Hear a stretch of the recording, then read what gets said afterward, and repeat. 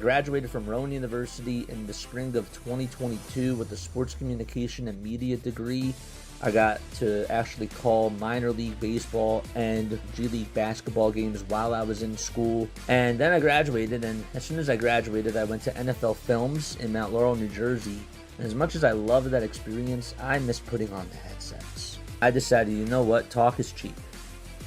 I have a laptop that's in my house, and so 21 months later, here we are, still on YouTube, calling games and building an incredible, loving community on here with the people that I call my Philly freaks with a capital P and a capital H. We go live for every single Phillies, Sixers, and Eagles game, and we do it like old school radio play-by-play style. I'm Jason Joseph, and this is Play-by-Play with JJ. I showed a swung on barrel out to right field. Bye-bye baseball. That baby is long gone.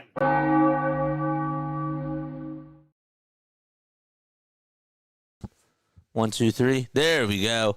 Nice. I got audio. What's going on, everybody? Hopefully you're all doing well and having yourselves a very fantastic day. My name is Jason Joseph. This is Play-by-Play with JJ. We got Phillies taking on the Bucs. Arg. That is who they are playing again today. They won last night's game. They put up 8 runs, and they were able to get the W. But the question now becomes, can they get another series W in the books? And we shall wait and see what goes on in this game. Folks, I have to tell you, I got to be honest with you. I like this jersey. And you know who I said yesterday was the most underappreciated Phillies player of all time? Well, this is the jersey that I got. I don't know if y'all can see. Hold up. Can y'all see that? Can y'all see that? It's Kutch. It's Kutch. I got Andrew McCutchen. Whoops. Don't want to trip over the cords. Wait, hold up. What's going on here? There we go. Okay. We got the Andrew McCutchen jersey. Had to do that today. I actually forgot about that. But yes. All right, so Phillies are taking on the Pirates, and they are going to try to get a series win this evening. They will be sending out Zach Wheeler on the hill, and the Phillies will be going up against Carmen Mlodzinski. First pitch will be in just 3 minutes or so. Wheeler this year with a 2.95 ERA. In 58 innings of work, he has struck out 74 batters. He has only allowed 11 walks and 8 homers on the season. The 8 homers is a little bit high for Zach, but he's been doing Zach Wheeler types of things. Mlodzinski, on the other hand, is a 1-3 record, a 5.2 ERA, 45 hits surrendered in 36 innings of work. The 26-year-old also has a 1.54 whip as well. In the month of May, though, he's gone 10 in the third. He's given up 2 earned runs, 8 hits, 4 strikeouts, and 1 walk. And his ERA is at a 1.74 in just the month of May. Pirates are 15-30. They are in last place in the NL Central. And, of course, the Philadelphia Phillies trying to stay even with the Mets. Or not stay even, I should say. I meant to say that the Mets did win earlier today against the Yankees. And the Phillies want to try to keep up with the pace. That's the better way to say it. All right, what's going on? Hey, JJ, go Phils. Got a quiet chat. What's going on, hardcore? Did y'all see whose jersey I was wearing? Were y'all paying attention? Or no? Did you see whose jersey I was wearing? Well, it's not really a jersey, but the last name, whose shirt I'm wearing. Let's take a sip of water.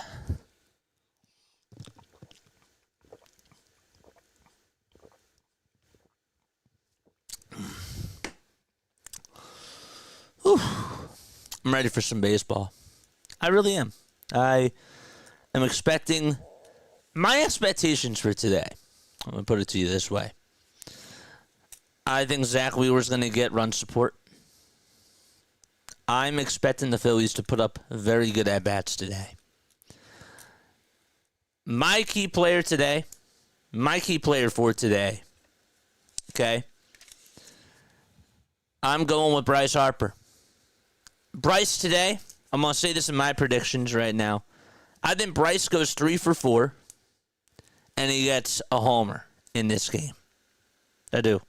I think Bryce is going to dominate today and go 3 for 4 with a homer. I'm going to make sure I write this down so that way I keep my word and I can keep track of everything. 3 for 4. He's my key player for today. And if he can get going, I'd say that would be a sign of good things to come for this team. O'Neal Cruz is back in the lineup today for the Pittsburgh Pirates. He was dealing with a back injury, so he is back in. He was out for 5 days. Did come in to pinch hit in last night's game in the 9th inning, and also making his 2025 Pirates debut is Spencer Horwitz. And this is a guy who played with the Toronto Blue Jays for the first 2 seasons of his career. And so we're ready to get some baseball underway. Here we go. Phillies pitching, and here's the first pitch. It's in there for a strike. Phillies have their white and red pinstripes and the Army hats as well. The ball is 1 strike. It's a dark green P. It's pretty cool. The pitch, and it's now 1 ball, 1 strike to O'Neal Cruz. Hitting .237 on the season with 8 homers and 18 RBI. And here's the 1-1. He swings and misses at that one. Hit the thumbs up. I did. I see a 22 on the jersey. Snowman, what's going on? Dear Joel Embiid. Did I see a 22 on the jersey? You saw me with Andrew McCutchen.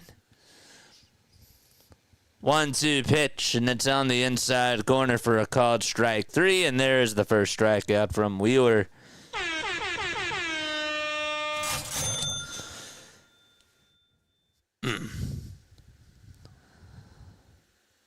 That's awesome. By the way, Mick Abel was called up today. You know, Bryce Harper FaceTimed him after he was drafted by the Phillies. I mean, does that surprise? I don't know if that surprises you, but that is something that I did not know. First pitch is in there for a strike. Always like looking for things for people that, you may not know certain things. The ball is 1 strike, and the pitch to McCutchen. It's in there for strike 2.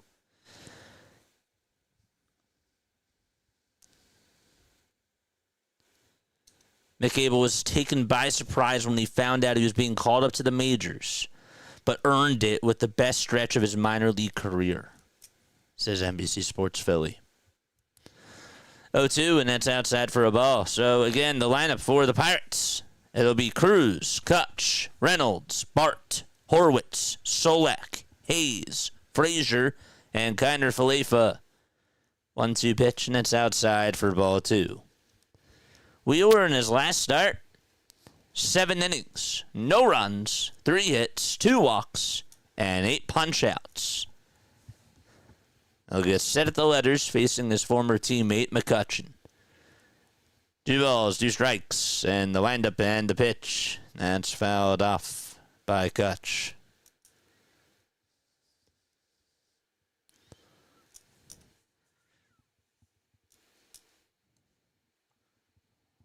Orioles were down 7-0. They just fired their manager today. 2-2. And what was a 0-2 count is now a full count.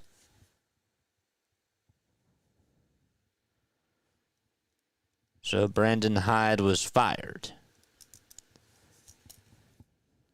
Haven't had a good start. The 3-2 pitch to McCutchen. And it's a 90-mile-per-hour sinker that's just fouled towards the third base side. On the defensive side of the diamond for the Phillies, it's Zach Wheeler on the bump. The battery for him will be JT Realmuto. First base, it's Bryce Harper. The second baseman is Bryson Stott. Third baseman's Alec Bohm. And at shortstop, it's Trey Turner. The 3-2 pitch, swing and a miss. Another strikeout by Wheels.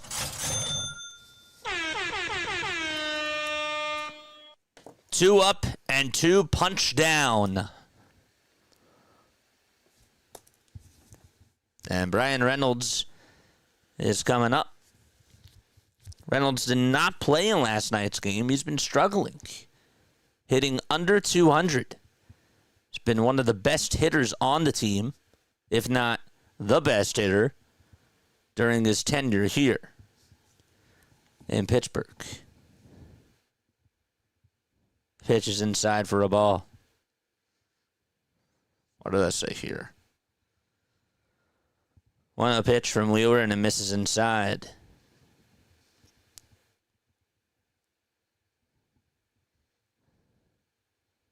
Five balls and one strike in his last 6 pitches.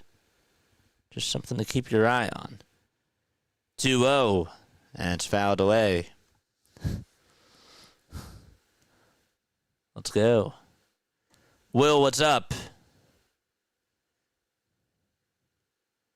What's up, Joe? How are you? 2 balls, 1 strike.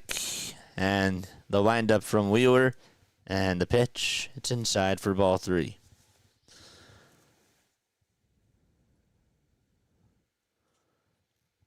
Beautiful day out at Citizens Bank Park. Not a lot of clouds in the sky. It's pretty sunny out. 3-1, swing and a miss. As Wheeler goes to the splitter.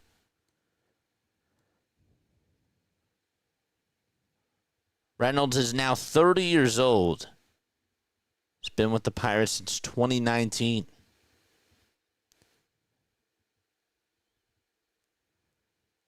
Last year batted .275 with 24 homers and 88 RBI. 3-2. Fouled away again.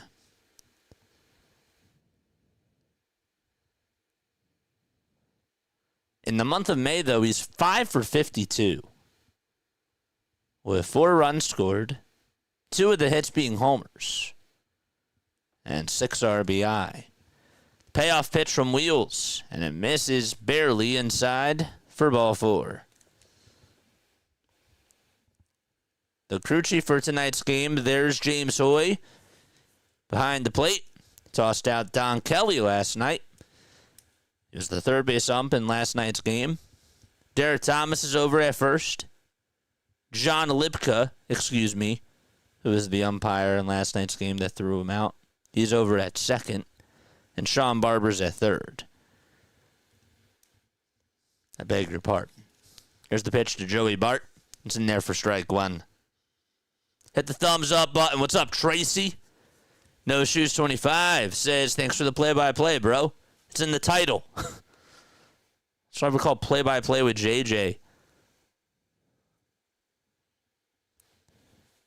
The pitch. It's 1 ball, 1 strike.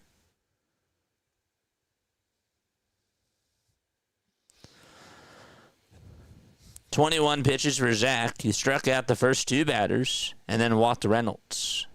The 1-1 offering. It swung on and grounded over towards third base. Bohm plays it on a hop.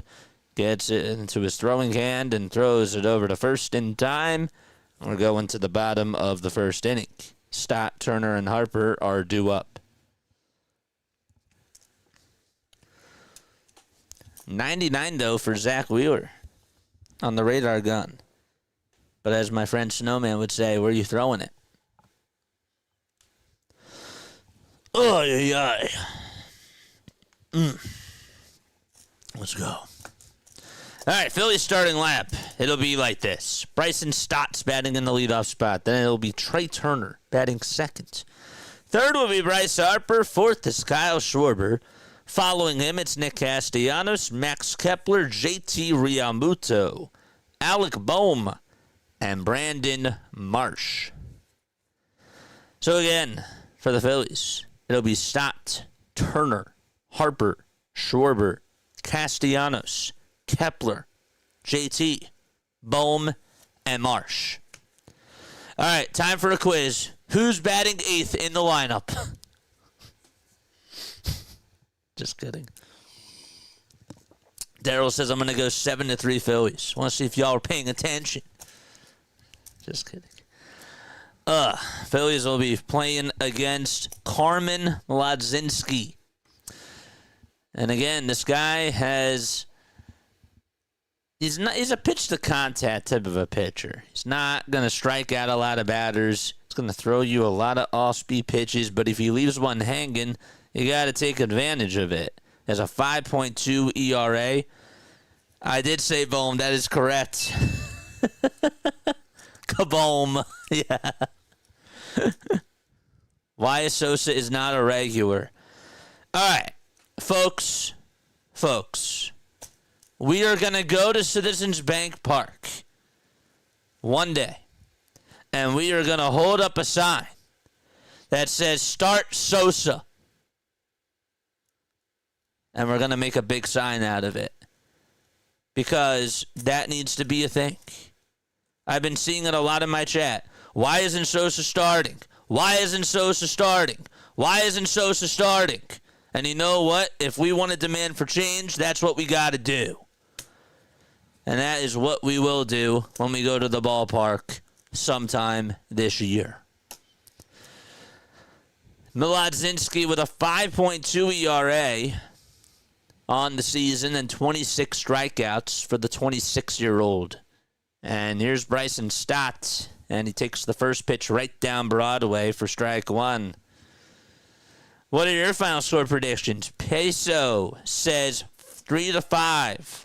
Pirates because we can't hit dingers. Only one last night without a dinger. The ball is one strike, and the pitch is outside and high for a ball. In his last start, only had 2 strikeouts, Mlodzinski, with 4 hits, no runs, and 1 walk. 1-1 pitch. It's down for ball 2.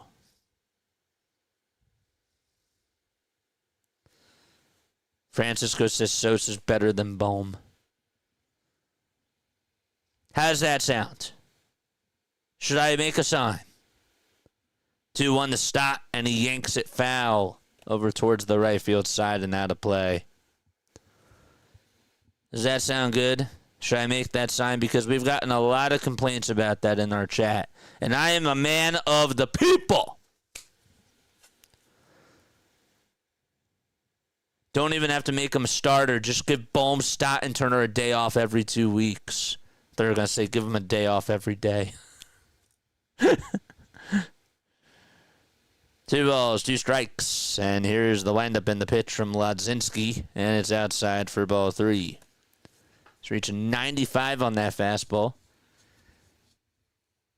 In away starts this year, Mlodzinski has gone 17 2/3. He has struck out 14 batters and has given up 13 earned runs. 3-2 pitch, and it's poked out to left field, but it's going to be caught by Reynolds. Or Solak, that is, for out number 1. Okay. Line out to left. The defense for the Bucs. Arg. Joey Bart is catching.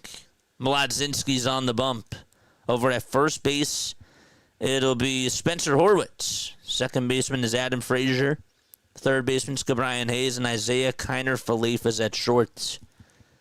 The pitch to Trey, it's outside and low for a ball. Did Trey get a haircut? Can't tell. 1 ball, no strikes, and the pitch is inside for ball 2. In the outfield, 7, 8, and 9. In that particular order, it's Nick Solak, O'Neal Cruz, and Brian Reynolds. And DHing is Andrew McCutchen. The 2-0 offering is a slider that catches the inner third of the dish for strike 1. Trey is batting .302. Ended up getting a pair of hits in last night's game. And here's the 2-1 offering. It's fouled off towards the third base side. For you, Sosa needs to be a regular in the lineup. Yes or no? For me, I co-sign on that. If I was managing, yes. 2-2 pitch. That's a pie for ball 3. But again, there's a reason why I'm not making decisions. But if I was the manager, I would. If I could. But I can't. 3-2. And that's fouled away. Ever seen the movie Pete's Dragon? That's what that's from.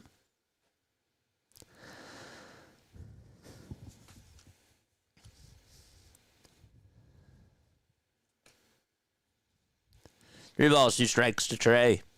Mlodzinski gets set and delivers, and Turner fouls it off. I think that there's a shadow over on the mound. So you won't. Well, I can't. But I would. I would. Steve, the other Steve's here. What's up?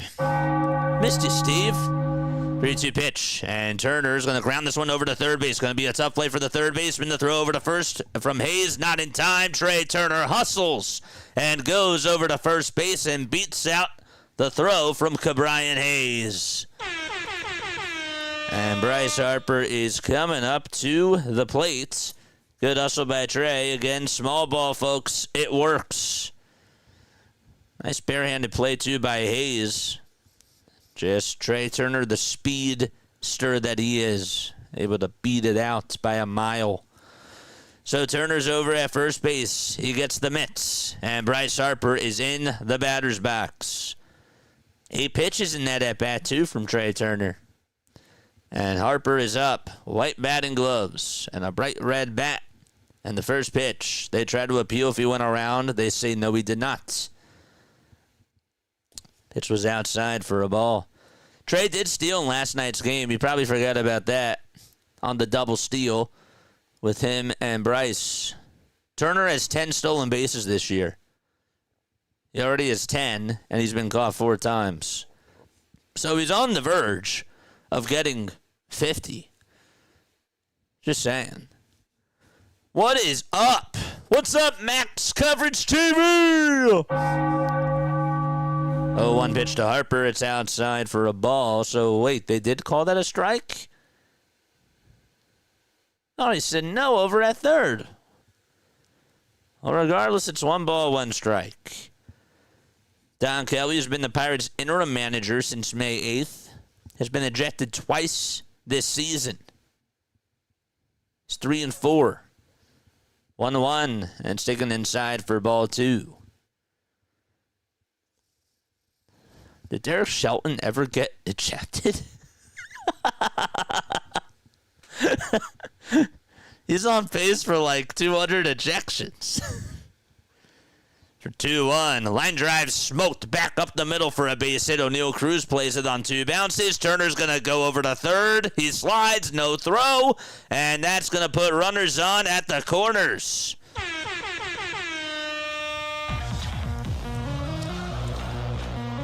Back-to-back singles for Philadelphia.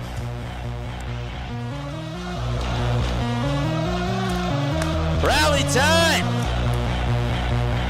Time to wake up.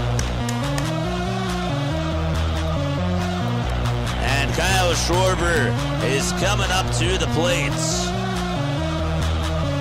Already traffic on the bases. And here's Schwarber as he steps into the box. First pitch to Kyle. It's in the dirt for ball 1. Max Coverage TV. If you guys want to check him out, you're more than welcome to do so. You really are. What's going on? Drop your link down below, my friends. We love you. 1 ball, no strikes to Schwarbs. The 1-0 to Kyle. And it's outside, but it's called a strike.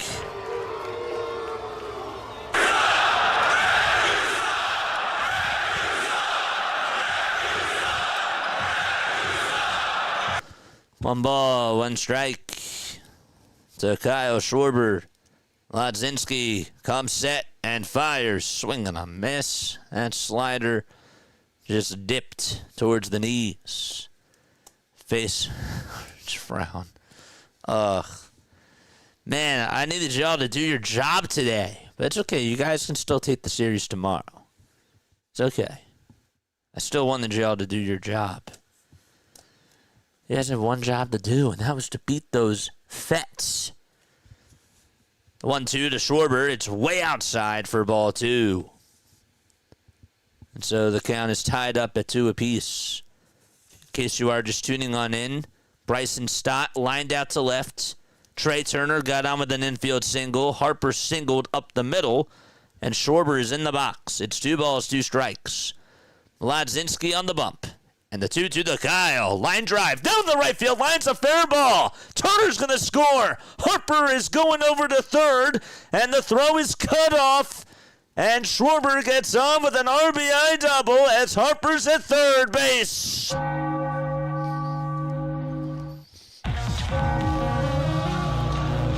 That was a rocket. Launched out towards that right field corner. And spelled fair ball all the way.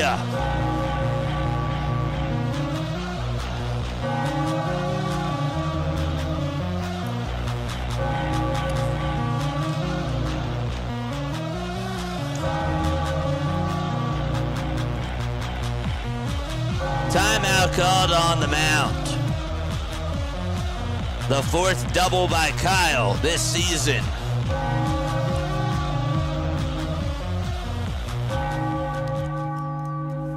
If it was 2 outs, I think Bryce would have scored. I do. The Navy socks are awesome. The Army socks are awesome. Here's Nick Castellanos, who had an RBI ground out in last night's game. And the first pitch that he sees is a cutter that misses down for a ball. So the Phillies get an RBI double from Kyle Schwarber. Again, he needs one more homer to get number 300. See if the Phillies can get another run here. Here's the 1-0 to Nick Castellanos, and he takes a sweeper at the knees for strike 1. Tom Kelly just tweeted out, yeah, this could be a rough night for the Pirates. Hopefully he doesn't jinx him. 1-1, and Castellanos is going to bounce this one over towards the first base side. The throw to home plate to get Harper. Out is the call. And so Schwarber goes over to third. It's a fielder's choice. I respect Bryce for being aggressive there. Horwitz actually had a really good throw. He was playing way off towards the first base line. He fielded it right in between first and second and fired a strike to home plate. And Harper was out. Good swipe, too, by Joey Bart as well.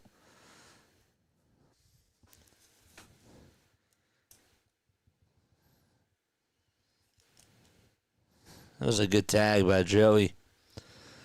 So 2 outs. And it's going to go down as a 3-2 fielder's choice. And Kepler's up. And he takes a 97-mile-per-hour fastball. It's in there for a strike.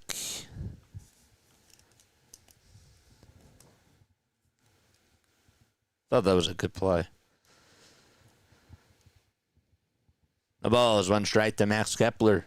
And the pitch to Max. There's a high fly ball hit out over towards deep right center field. O'Neal Cruz almost misjudged it and makes the catch.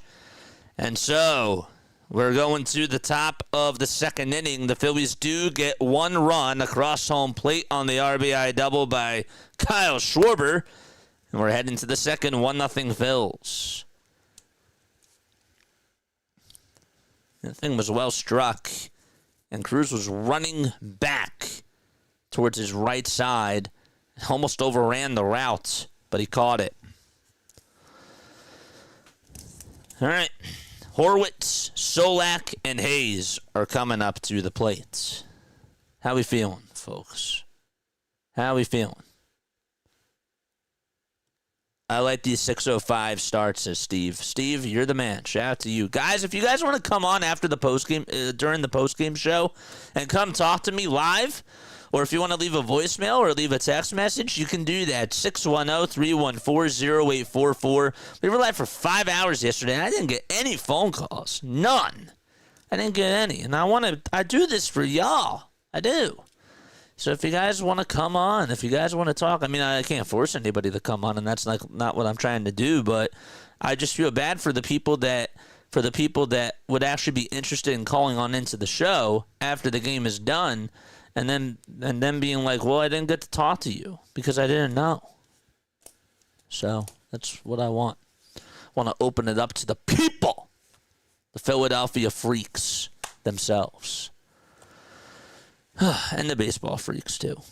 Horwitz, Solak, and Hayes are due up in the top of the second inning. Again, the Phillies have a 1-0 lead on an RBI double by Kyle Schwarber. We should probably post on the socials that we are live. Let me do that right now while we are in this break. Mackenzie Gore is first in strikeouts with 84, and Zach Wheeler is second with 76. Did not know that. JJ, the Fever destroyed the sky this afternoon.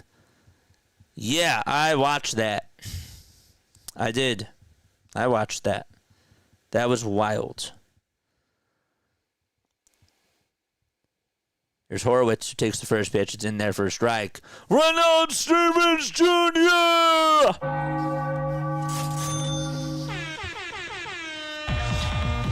Thanks so much for the super chat.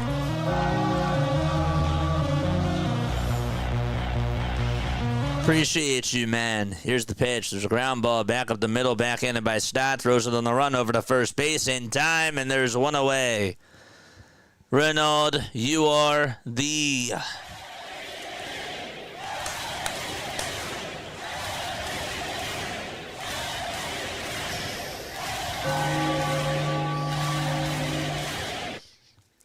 Just saying, what's up, JJ? Your calls are electric. Keep up the great work, man. I got you. Thanks so much for the $5 super chat. And the pitch. It's in there for a strike. Lou, I thought you were commenting on the weather for a second. I was like, huh? Well, you know what's funny? Joe last night said that the tornadoes were beating Kentucky. So, but that was a literal thing, you know.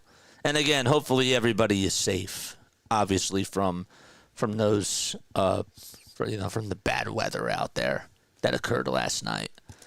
But yeah, the Fever destroyed the sky. Yeah. On ball, 2 strikes to Solak. And a pitch from Wheeler. It's popped up over towards medium depth right field. Casti doesn't have his sunglasses on, but he's there to track it down and makes the grab. His sunglasses are on the top of his baseball cap. So 2 up, 2 away.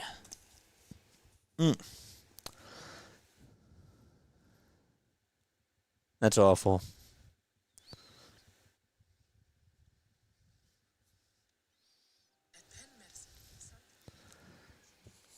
All right, 2 gone, top of the second. Pitch is taken down for a ball. We got 50 likes, 159 people tuning on in. Let's keep the likes coming. And the 1-0 is grounded foul.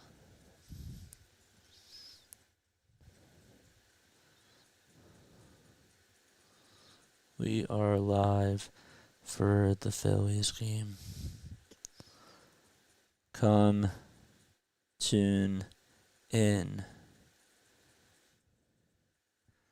On 1 pitch, that's lined back up the middle for a base hit. And Marsh plays it on 2 bounces. And there's a 2-out single by Cabrian Hayes.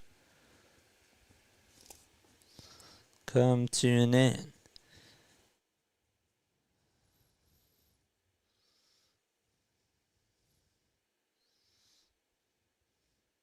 There we go.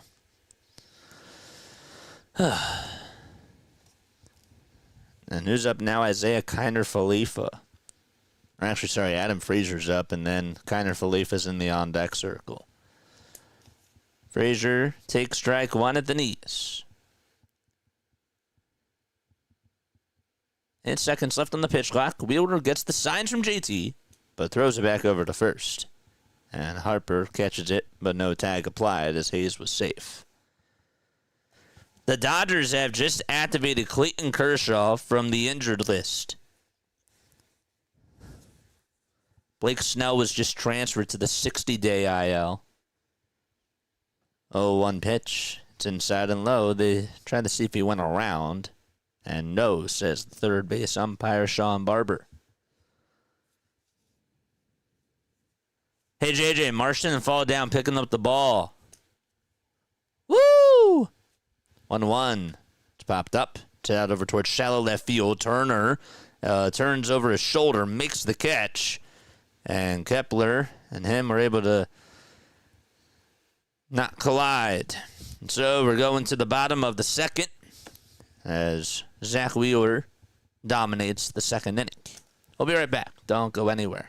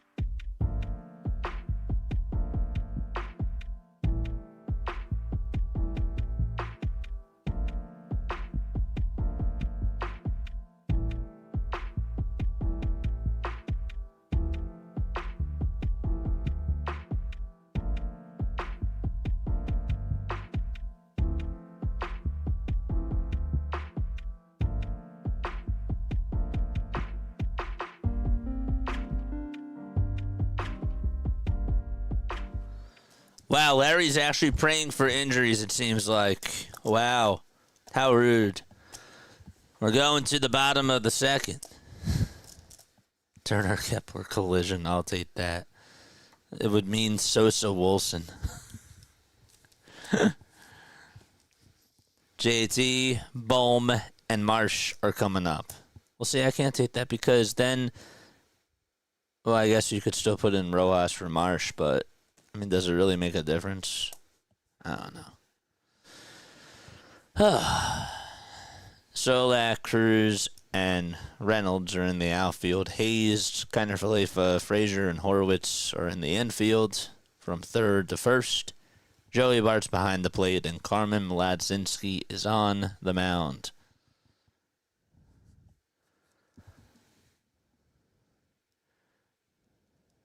JT is in the box. We're in the bottom of the second. JT homered a couple of nights ago. And the first pitch that he sees is a cutter that catches the knees for strike one. Mod Squad, how many people are tuning in and how many people have hit the thumbs up button? Let us know down below. I give you this content for free. I'm on every single night doing the Phillies, the Sixers, and the Eagles game. We are called Play-by-Play with JJ for a reason. What do we do on this channel? That's a stupid question. We do play-by-play. 0-1, foul ball. There's no such thing as a stupid question, though. 0-2 pitch. It's grounded over towards shortstop. And the throw over to first will get JT out. John Doe 420 says, I smell big upset here. Does that mean... Well, I know what that means, but define big upset. Like a 7-run game. 152 in here, 56 likes. 33% of you have hit the thumbs up button. Here's Bowman, his last 19 games, 23 hits, 8 RBI, 2 homers, and 7 runs scored. And the pitch is in there for a strike. Doesn't tell the full story, though. It's in 261 on the season. Yes, he is 7 for 15 over his last 7 days. 0-1 is the count. And the pitch is in there for strike 2. Big thumbs up. Steve says you do it very well. Thank you. I appreciate you. Spread the word. Let's get more freaks on here. We got Sunday Night Baseball tomorrow night. And we got the Phillies tomorrow afternoon. 0-2 pitch. And it's up high and inside for ball 1 to Alec. Bohm at home. I like that. 21 for 78 with a homer and 8 RBI. And the 1-2 sails outside.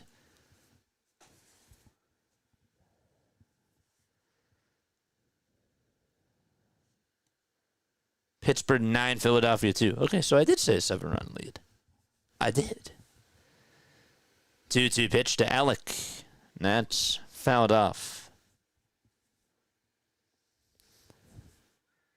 Braves are 3.5 games behind the Phillies. Now, they do play the Red Sox, and that game begins at 7:15.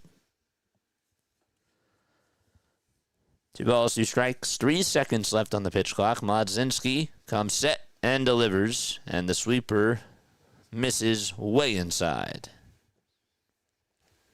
Thing was supposed to go, looked like the catcher wanted that more so out towards the middle of the plate, and it was way off. Payoff pitch, and Bohm slices it foul. Blue Jays did win against the Tigers earlier today, 2-1. And how about the Rays shutting out the Marlins, 4-0. 7 pitches in this at-bat.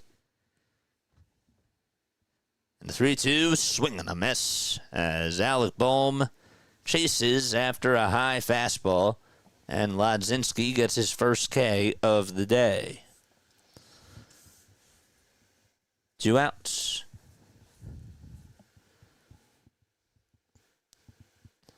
You know, in my mind, I'm not going to lie, I was thinking he was going to go with something high.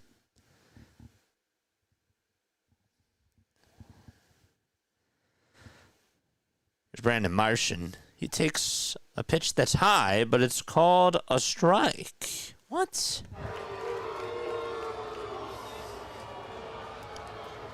One ball, no strikes to Brandon Marsh. Or sorry, no balls, 1 strike to Brandon Marsh. And the next pitch is fouled away. You good, JJ? I'm fine.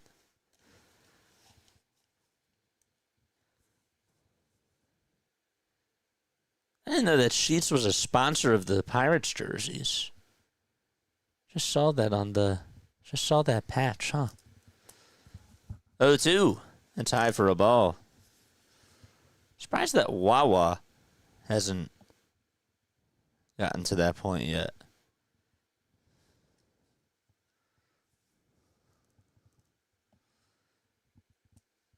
One-two pitch, way up high.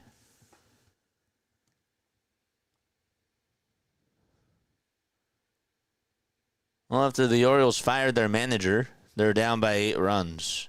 10-2 as they go to the bottom of the 9th.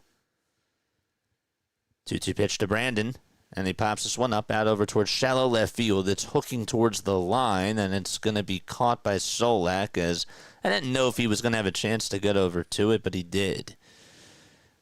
And so we're going to the top of the 3rd. Phillies go down in order, 1, 2, 3. The last 5 hitters have been retired from Philadelphia. And the top of the 3rd coming up, 8, 9, and 1. Or 9, 1, and 2 do up in the order. Okay. Yeah, because we're trash just like Sheets. Yeah.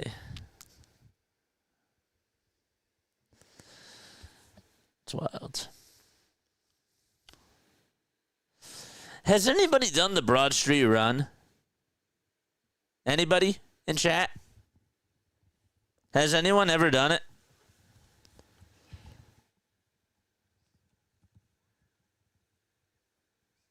I'm thinking about doing it next year. Trying to get myself into shape. But has anybody done it? If you have, let me know.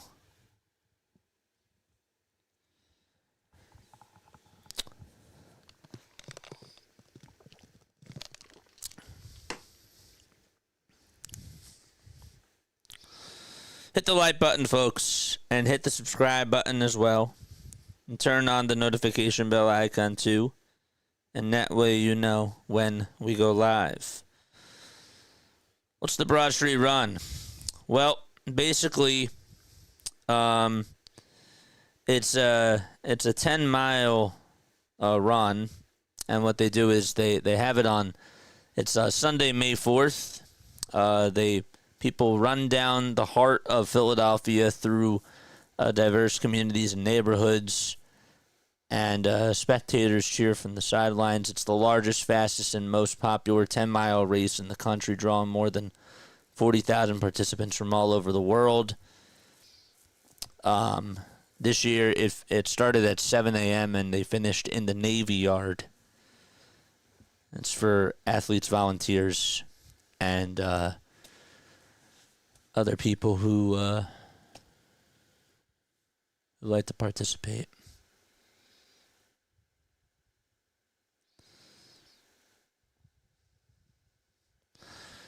One ball, one strike. And the pitch, here it is. Ground ball hit over towards the first base side. Harper scoops it up, throws it over to first, and Wheeler tags the bag for the out.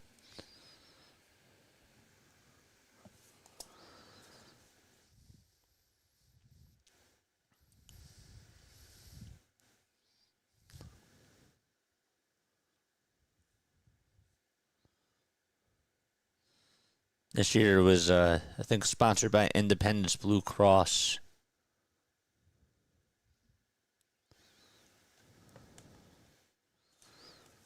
The race that starts 7 a.m. and end at 7:05 when I collapse. I really am thinking about doing it. Pitch is in there for a strike.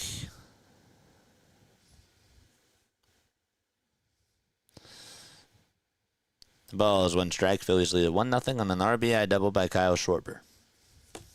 And the 0-1 pitch. It's chopped foul towards the first base side. And out of play. This is O'Neal Cruz, batting for the second time today. He struck out in his first at-bat. He's been dealing with back issues over these last 5 days. Here's the windup and the pitch, swing and a miss. And for the second time today, Zach Wheeler has struck out O'Neal Cruz.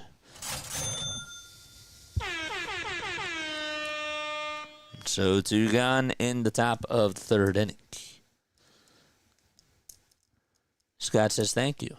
See, you realize how, I don't know if you guys realize this, but sometimes I'll just segue your comments into what I'm about to say. And that's what I did right there. I segue it. The ball is one strike. Trying to do that a little bit more. 5 seconds left on the pitch clock. And the 0-1 is on the inside corner for a strike. Tim has a long run. Maybe work your way up to it by running half a block. I've been running now on Tuesdays and Thursdays for the past couple of weeks, but I'm thinking about increasing that. So we have until next year, but we're going to have to, we're going to continue to work our way up. We'll see. And if not next year, the year after that, but I really want to get myself doing that. 0-2. It's fouled away. Exercise is really important. Now I'm realizing that. It's all a part of the process, though. Here's McCutchen in the box. It's no balls, 2 strikes. He's 0 for 1 today. Here's the 0-2 pitch. They try to appeal if he went around. He did. And another strikeout for Wheels. Woo. So Cruz has struck out twice, and Kutch has struck out twice. And so the Phillies are going to the bottom of the third. 1-0 is the lead. Under 56 people tuning on in. Hit the thumbs up button. Hit the subscribe button as well. I want us to... Excuse me. Sorry. Nose was itchy for a second. Sorry about that. Hi, JJ and friends. Vic the Brick. What's up? I'm curling beers. That sounds healthy. That sounds good, though. That sounds good. What's up, Vic? Health is wealth. Knowledge is power. Yeah, health is wealth. Exercise is boring and difficult. Beer and wings is better, says Larry. Yeah. Yeah, that's true. Beer and wings sounds good. Philly is the third. Wait, is that really true? What's your source? I never heard of such a thing. What's up, JJ? What's up, Ronald? Vic the Brick. What's going on? Is that actually true, John Doe? Or are you just trash talking us?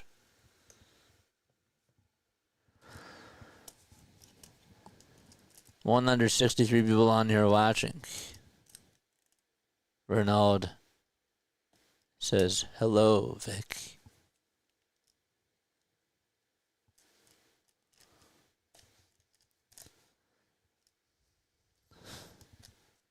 We're in the bottom of the third. Phillies do lead at 1-0. Got 154 people tuning on in. Let's get to 154 likes. John, you're crazy. The pitch, the stat, swing and a miss. That's absurd, says Hardcore. That's crazy. Wheeler has gone 3 innings. He has struck out 4 batters. And the 4 batters, really, it's been Cruz twice and Kutch twice. 0-1 pitch. And it's in the dirt for a ball. Taken by Bryson Stott. Left-handed hitter, Bryson Stott is. So the first pitch was a sweeper. The second pitch was a slider. And the 1-1, it's a changeup that's down and in for ball 2.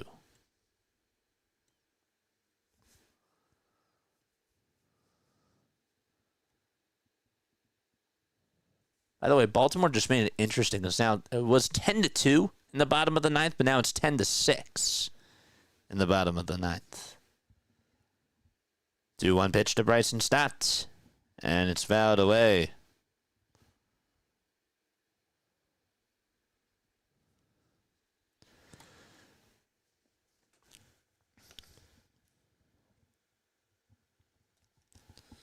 Two balls, 2 strikes to Bryson Stott. 610-314-0844 is how you can chime on in and talk Phillies with me after the game is done. Or if you want to leave a voicemail, you could do it too. You could also call one in and leave a voicemail after the beep.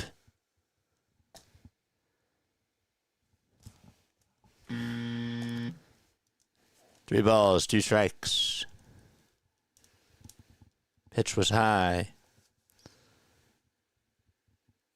And the payoff to Bryson Stott in the air. Hit out over to deep right field. That's going back to the track. No doubt about it. It's gone. 2-0 Philadelphia.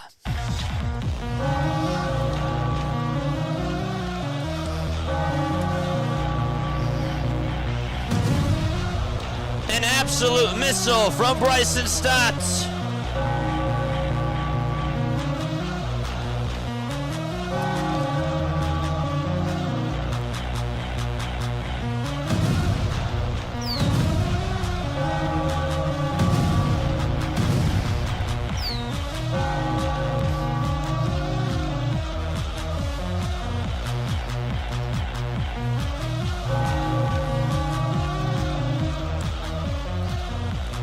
First pitch to Trey Turner is chopped foul.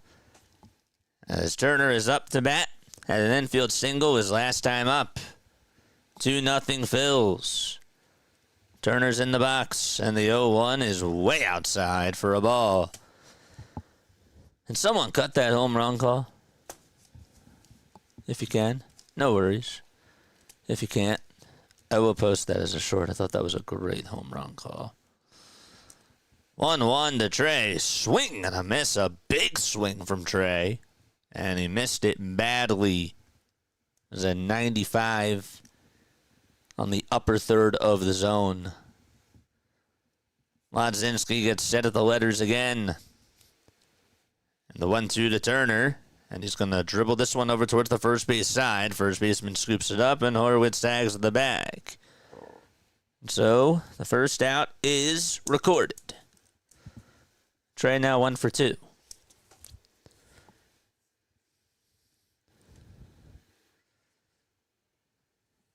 And that'll bring up Bryce Harper to the plate. And Harper last night got his 1,000th and his 1,001th RBI, if that's how you say it.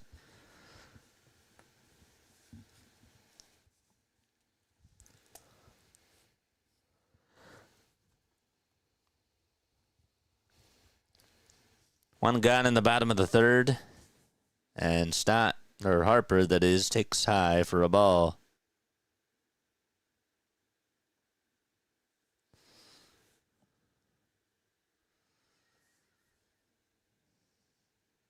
And the 1-0 to Bryce. That was in there. But Harper gets the benefit of the doubt. It's 2-0. The Fanatic is wearing his Army hat.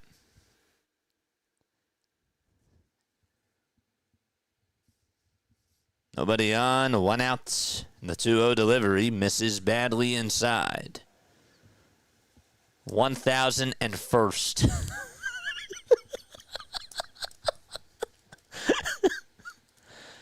Harper has a 21-game on-base streak at home. He's looking to continue that, and he will. The next pitch is outside for ball 4. Oh, they say it's now 3-1. What the heck? The scoreboard said it was 3-0. They call it 3-1. So I guess the third pitch was a called strike. Even though it wasn't signaled that way. 3 balls, 1 strike, and the pitch is fouled off.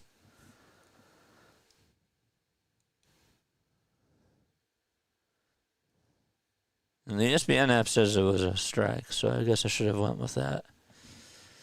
3 balls, 2 strikes to Bryce Harper. And the next pitch is outside, and the on-base streak at home will continue for Bryce. Okay. Woo. 1 out walk for Harper.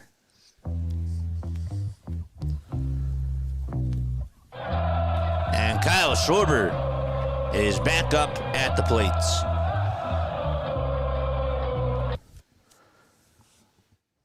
One out, and the pitch to Kyle, and he fouls it back towards the screen.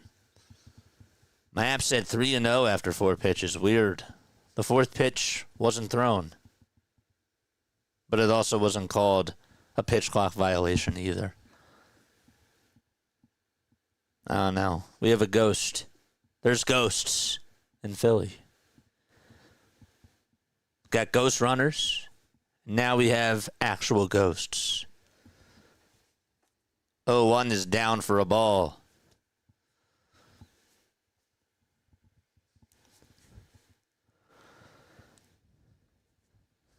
Schwarber has 15 long balls this year. And the toss back to first, and Harper dives back in there without a tag. The Union are on tonight. Wanted to check up on them to see how they're doing.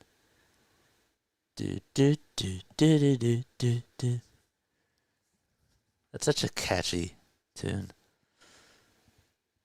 1-1 pitch to Kyle, and he takes a slider on the outside edge at the knees for strike 2. JJ didn't count that one, Larry. What didn't I count? Got on with a single. Said he would go 3 for 4 today with a homer, Bryce. 1-2 to Kyle. Swing and a miss. Swung him right out of his shoes. And there's 2 gone.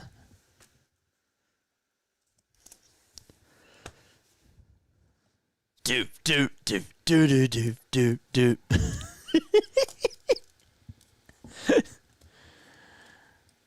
Nick Castellanos is up to bat. White batting gloves as he draws his stance and he steps on into the batter's box. Mlodzinski comes set at the letters, gets the signs, kicks, deals, and Casty fouls it off of his ankle.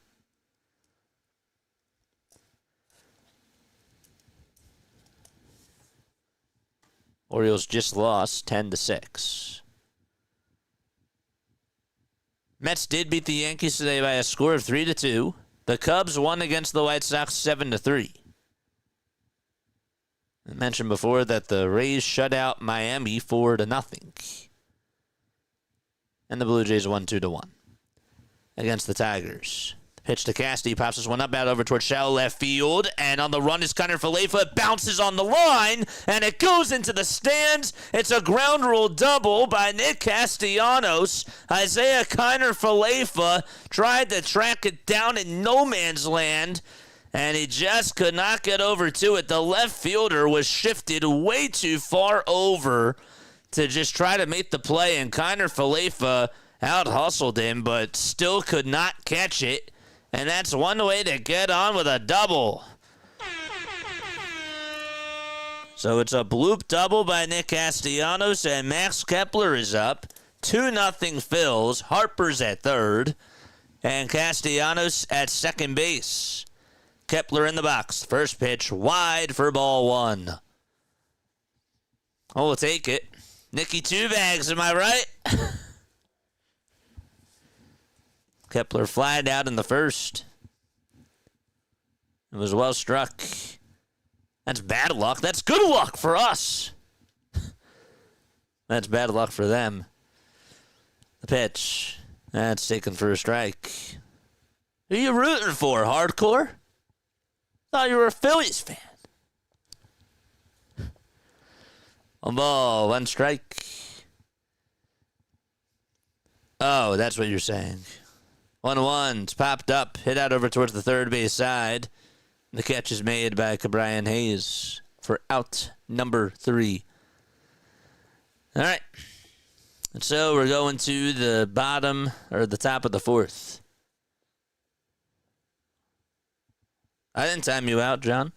Do they automatically give 2 bases, or does it depend on where the runner stands when the ball goes in the stands?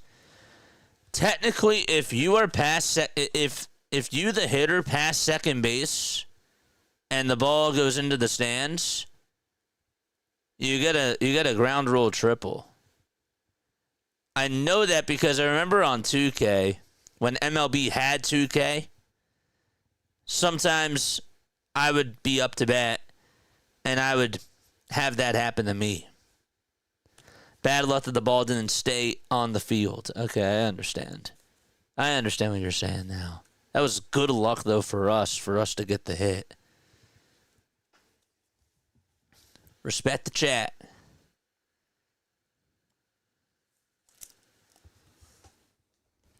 I didn't even time you out, dude.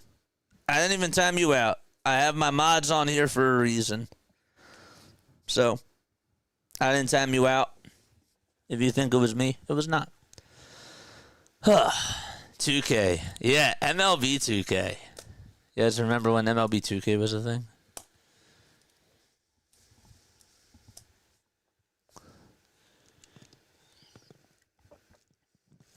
Got 181 people on here tuning on in. Appreciate you.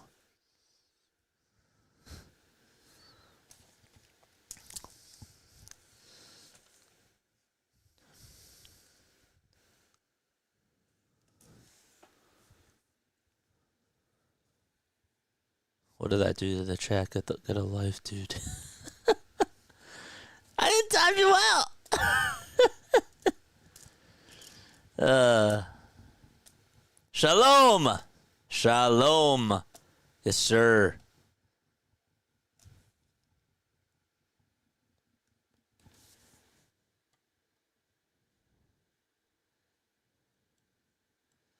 Classic. How's everybody doing? I'm doing good.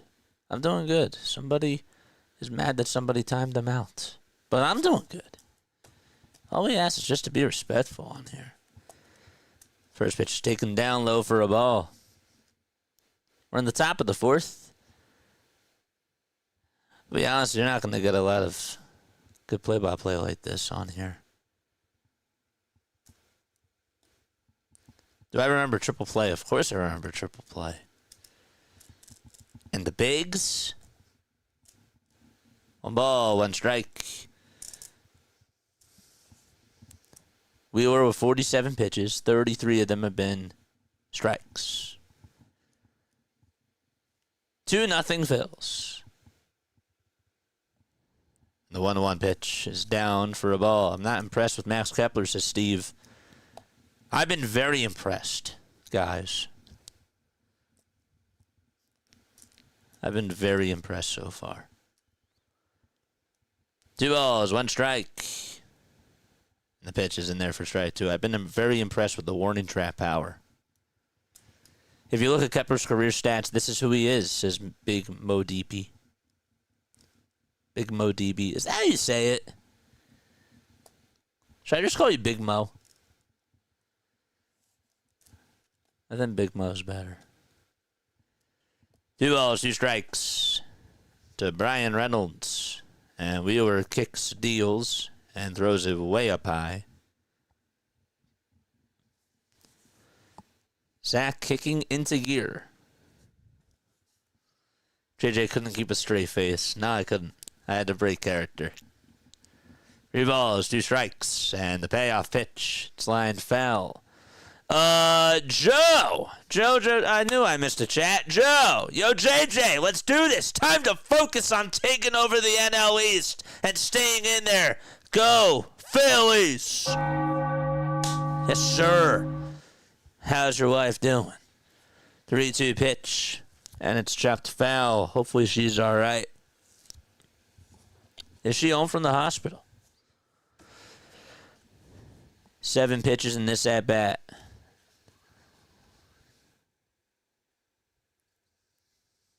He has a time machine now? I'm impressed. He actually goes back and reads some chats. Yeah, sometimes. 3-2 pitch, and it's fouled back towards the screen.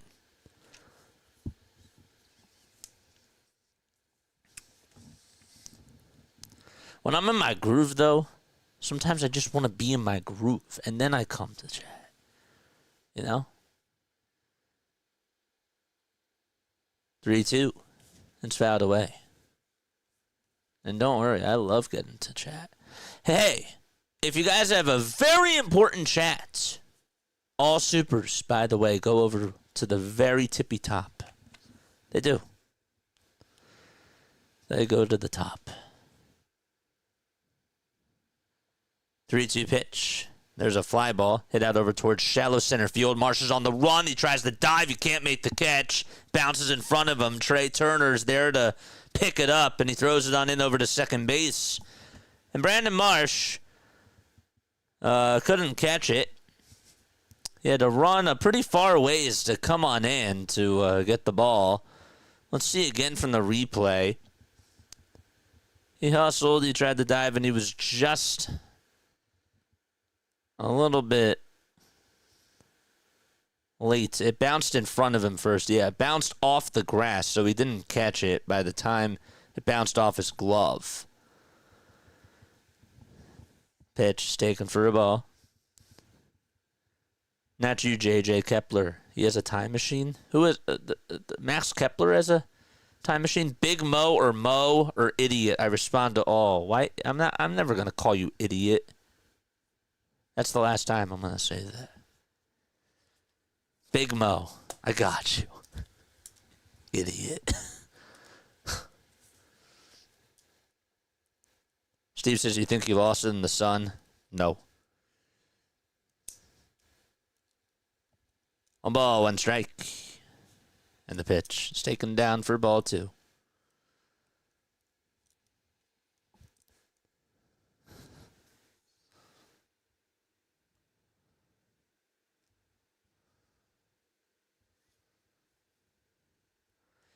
Tracy, what's up? I'm home and doing well. Great. I'm very happy to hear that, seriously. 2 balls, 1 strike, and the pitch is fouled away. We were very worried. We were really concerned and thinking about you. Happy that you are back. Joey Bart batting .396 with runners on base and just $1.85 with runners not on base, which means base is empty, which means no one's on base. And Joey's going to call for time.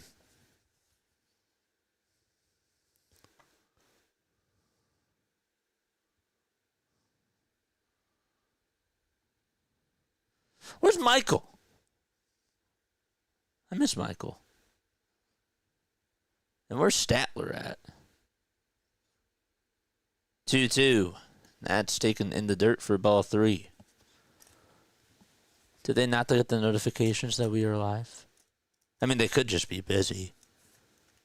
I don't know. They could be having dinner or something. And it's like, whoa, you're not tuning into play-by-play with JJ. What's more important?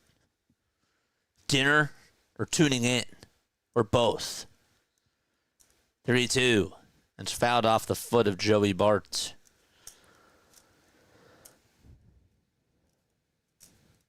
I like our little cast that we have here.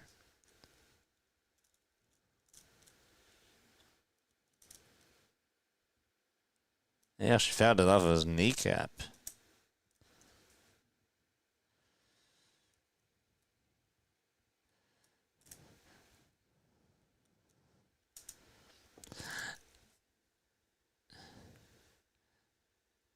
For you guys that didn't see this before, I asked this before, but you probably didn't see this. Have any of you ever done the Broad Street run? Vic says, I'll start for JJ. Really? Aww. Appreciate you. 3-2 pitch. There's a ground ball hit over to third base. Bohm has it. Throws it to second for 1. The throw to first. 2. A double play. 5, 4, 3 around the horn.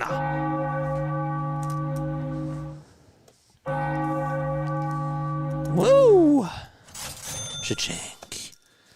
If the kids call the line, will you say hi? Of course. Not right now, but during post-game, I would.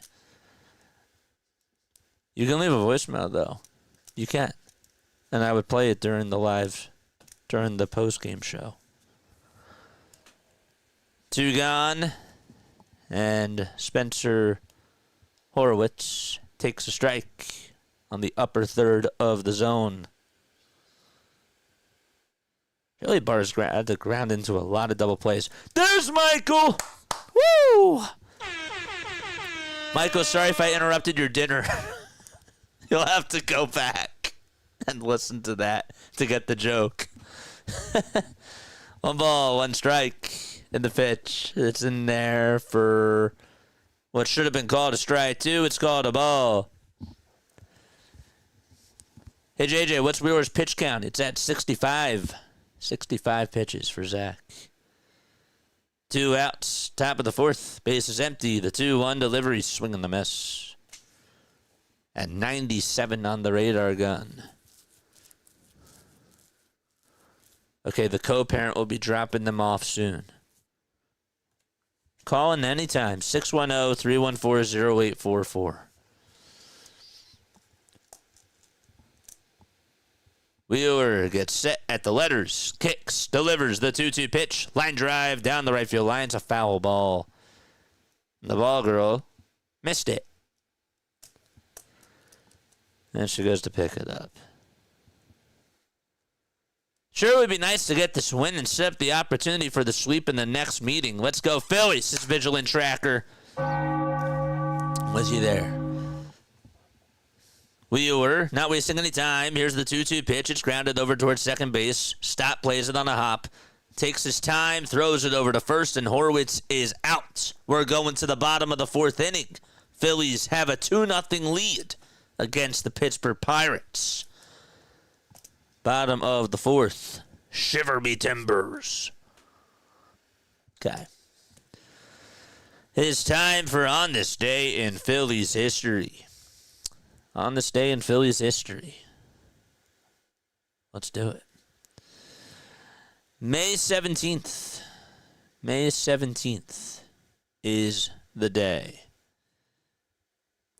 In 1893 on this day, Billy Hamilton hits the first pitch of a game against Washington out of the park for a homer. Later, with the score tied in the 10th, he hit the game's last pitch out for walk-off home run.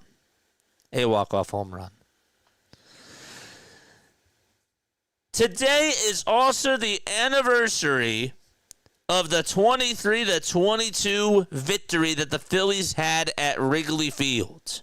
Now, for those of you that don't know, the Phillies played the Cubs, and that game had 11 homers and 50 hits in 10 innings.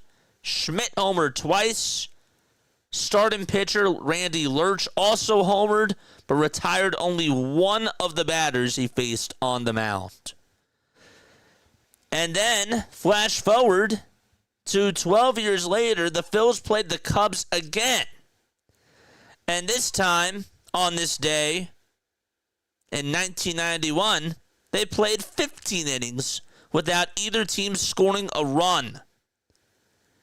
And what ended up happening was in the 16th inning, Dickie Thon singled to drive in Dale Murphy for a 1-0 win.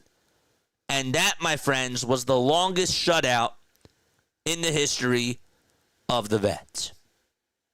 That all happened on this day in Phillies history.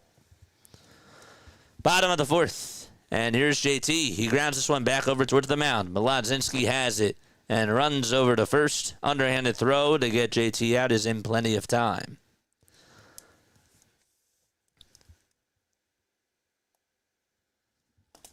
Can you imagine a 15-inning game that is scoreless and you just get one run? It's got to be, if you like offense, you're probably going to fall asleep in that game. One out, and here's Alec. Takes a strike right down the pike. Dickie Thon, haven't heard that name in years. Dickie Thon. 66 years old. Played in the major leagues for 15 years. One strike. One out in the bottom of the fourth. He was with the Phillies from 89 to 91. Spent a lot of his career, though, with the Houston Astros. That's probably where you heard the most from him. He did have an all-star appearance back in 83. 2 balls, 1 strike. His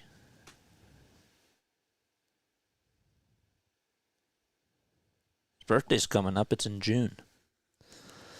2-1 pitch, swing and a miss. And Bohm chases after a slider. It was actually I didn't know this. He was a third-generation baseball player. He's the grandson of Freddie Thon Sr., who played and managed in the Puerto Rican Baseball League during World War II. And then his father, Freddie Thon Jr., who signed a major league contract, injured his arm before reporting to spring training. And he played semi-pro ball while finishing college at Notre Dame and coached all of his sons throughout their little league and teenage years. Thon's son, Dickie Joe Thon, was selected by the Blue Jays in the 5th round of the 2010 MLB draft and played the 2016 season for the Blue Jays, but not the major league team. In the minors, that is. 3-2 pitch. Line drive, base hit out to right field. Alec Bohm able to get on with an opposite field single out to right. And Reynolds plays it on 2 bounces. And there is an opposite field base hit by Alec.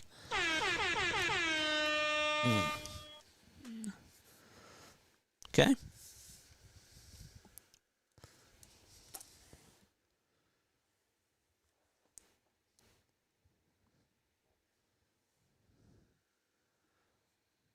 Here's Brandon Marsh, and he slices this one out over to left field. That's going to drop in for a base hit. Almost got by the left fielder, and Bohm stops at second, or goes over to third. The throw back to second to get Marsh not in time, and he gets him with a stand-up double.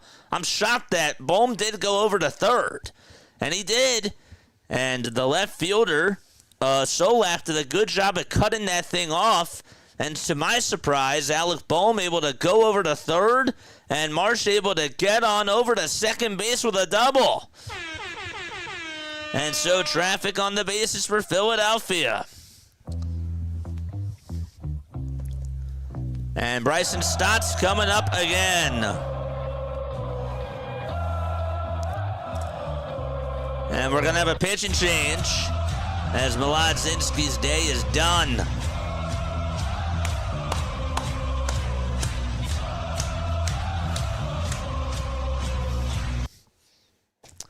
It's nice.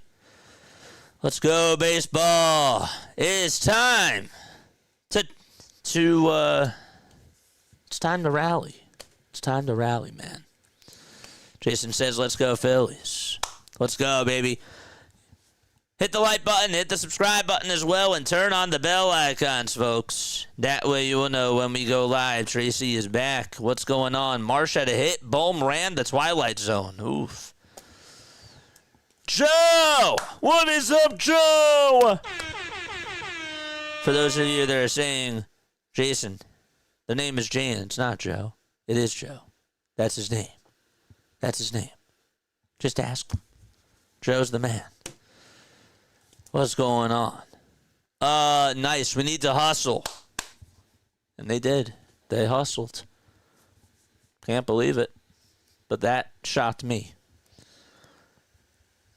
All right, I said Bryce was going to go 3 for 4 today. Will JJ be, or will he be?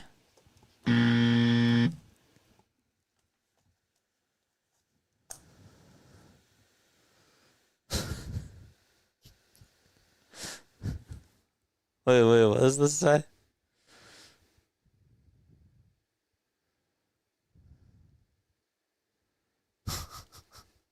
That's funny. Did you also know this is a fun fact? I was going to actually do this as a trivia question, but I'm not going to do that because how would you really know? On this day, Cole Hamels threw the last immaculate inning in Phillies history.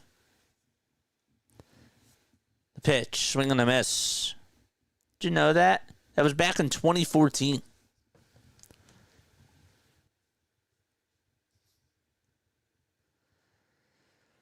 The ball is one strike.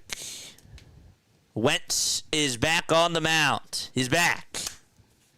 1 out, and the 0-1 to Stott. Line drive, hit out to left field. That's going to drop in for a base hit. 1 run's going to score, and the throw to the plate to get Marsh. Safe is the call.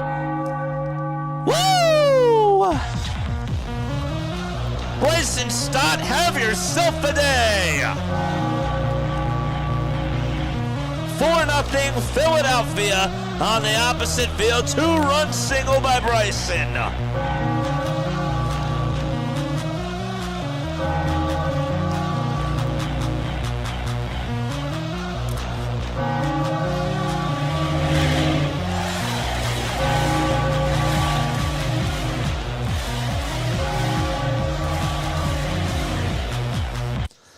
One out, bottom of the 4th. Toss back to first.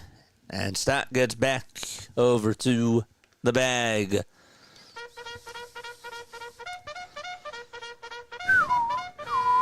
George! Pitch to Trey, and he smacks it foul.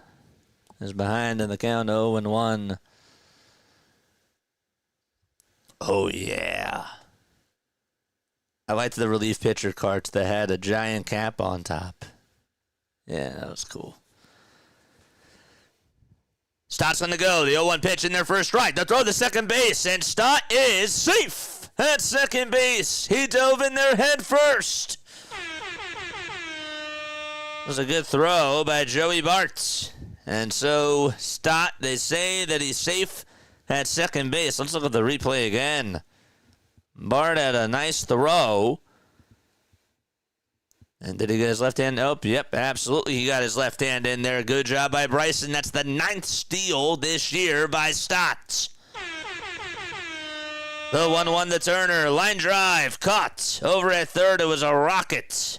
Hit over to Cabrian Hayes. And 2 away.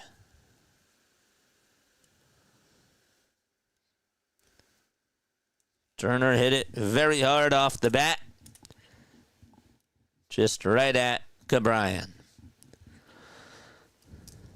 And now bring up Bryce Harper.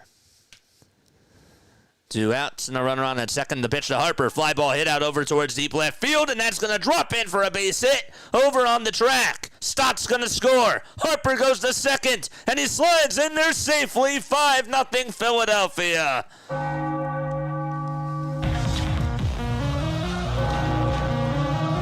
He's gotten on base all 3 times in this game, and the Phillies just continue to hit the ball.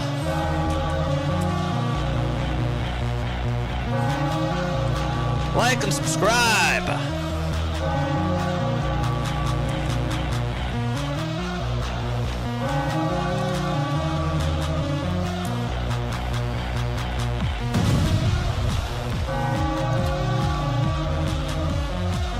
And here comes Kyle Schwarber. Schwarber is up. Red batting gloves. First pitch to Kyle. He stares at a cutter at the knees for strike 1. Got all your hits in today before the Skeens game. Let's go. The ball is 1 strike. Harper's had a good game today. And the pitch to Schwarber. He pops it up right behind home plate. And it's going to go out of play. Michael says this is how it was supposed to go yesterday. Better late than never. That guy I thought looked like Josh Harris. That was in the seats. But it was not Josh Harris. The ball is 2 strikes to Kyle Schwarber.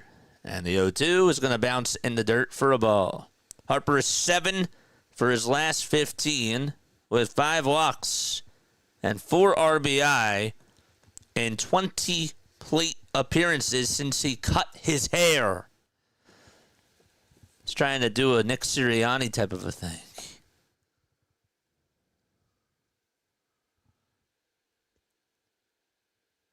1-2 pitch to Kyle, and it's low for ball 2. I know it does. I know it does. Schwarber 5 for 18 with 2 outs and with runners in scoring position. 2 of the hits have been long balls. Wentz kicks and fires, and Schwarber swings and misses at a cutter that was inside, and we're going to the top of the 5th. The Phillies do get a couple of runs, including a 2-run base hit by Bryson Stott and an RBI double by Bryce Harper. We're going to the top of the 5th, 5-0 Philadelphia. Guys, hit the thumbs up button. Spread the word. Spread that word. We got 214 people tuning on in. That's awesome. Hit the like button. Hit the subscribe button as well. We appreciate each and every one of you. We are trying to get to 6,000 subs. We really are. We're trying. We're trying. So if you guys have not subbed already, please make sure that you guys do that. We do Phillies coverage every single day. We go live for every game. We do the Eagles, and we do the Sixers as well on this channel. Schwarber swinging that dumb pitches. Well, I can't really get on him today. He's been... I know that you're not saying this, but I can't get on the guy right now. It's going to happen. He's had a very good year. He's the least of my worries right now. And plus, he had an RBI double today, so I'll take that.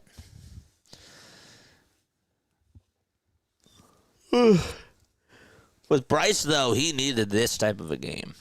I mean, there's no excuse. Get that average up, and let's get rocking and rolling.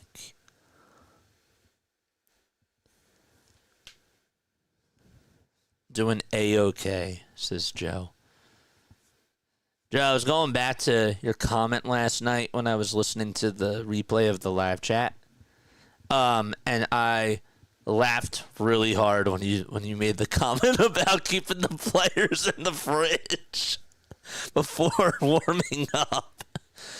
Like they're there, like they're there 4 hours early, like 6 hours early, and they have to warm up. What are they kept in the fridge or something? You said. It made me laugh even harder. The pitch, it's in there for a strike. 3-3 step. I'm great. Ashley getting a lot of things done around the apartment. We love those productive days. I love it when I have those days. Joe says, yeah, I heard it.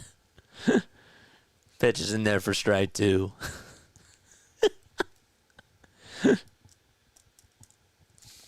What, do they keep them in a fridge? 0-2 pitch. It's grounded over to shortstop. That even got hardcore laughing. And Turner plays it on a couple of bounces, throws it over to first. It's in time for out number 1.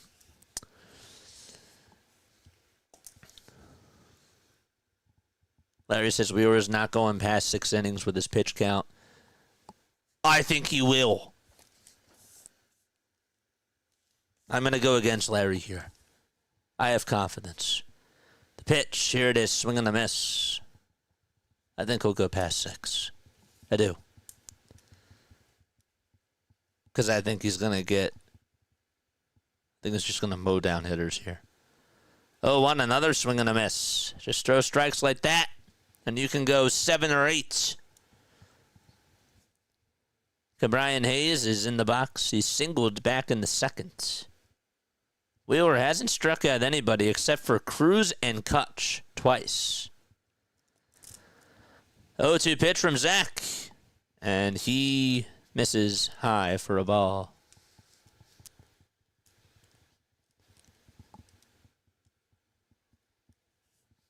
Wheeler gets the signs. Shakes his head no. Now nods. Kicks. Fires. And it's outside. Pirates money line is at plus 2,500 as of now. The 2-2 delivery on the outside corner for a cold strike 3. 95. And that's the 5th K of the day. I love productive days, but they only happen like once a week.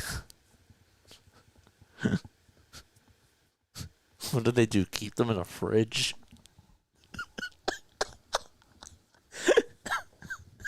I'd be dying. The pitch is outside for a ball.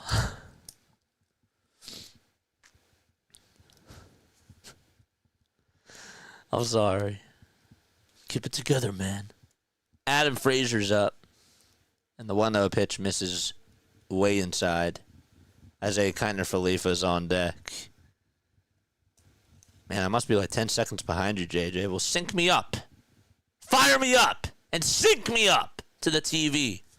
2-0 pitch. It's in there for a strike.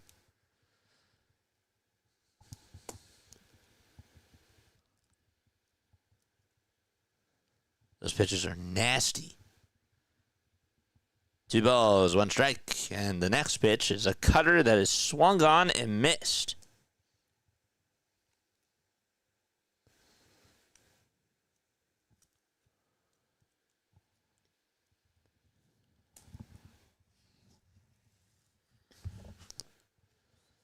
Two balls, 2 strikes. 80 pitches for Wheeler. And the 2-2 delivery. And that's a foul ball. Come on, Adam. You're not helping out my case here. I said that Wheeler was going to go past 6. This doesn't help. 5 pitches in this at-bat.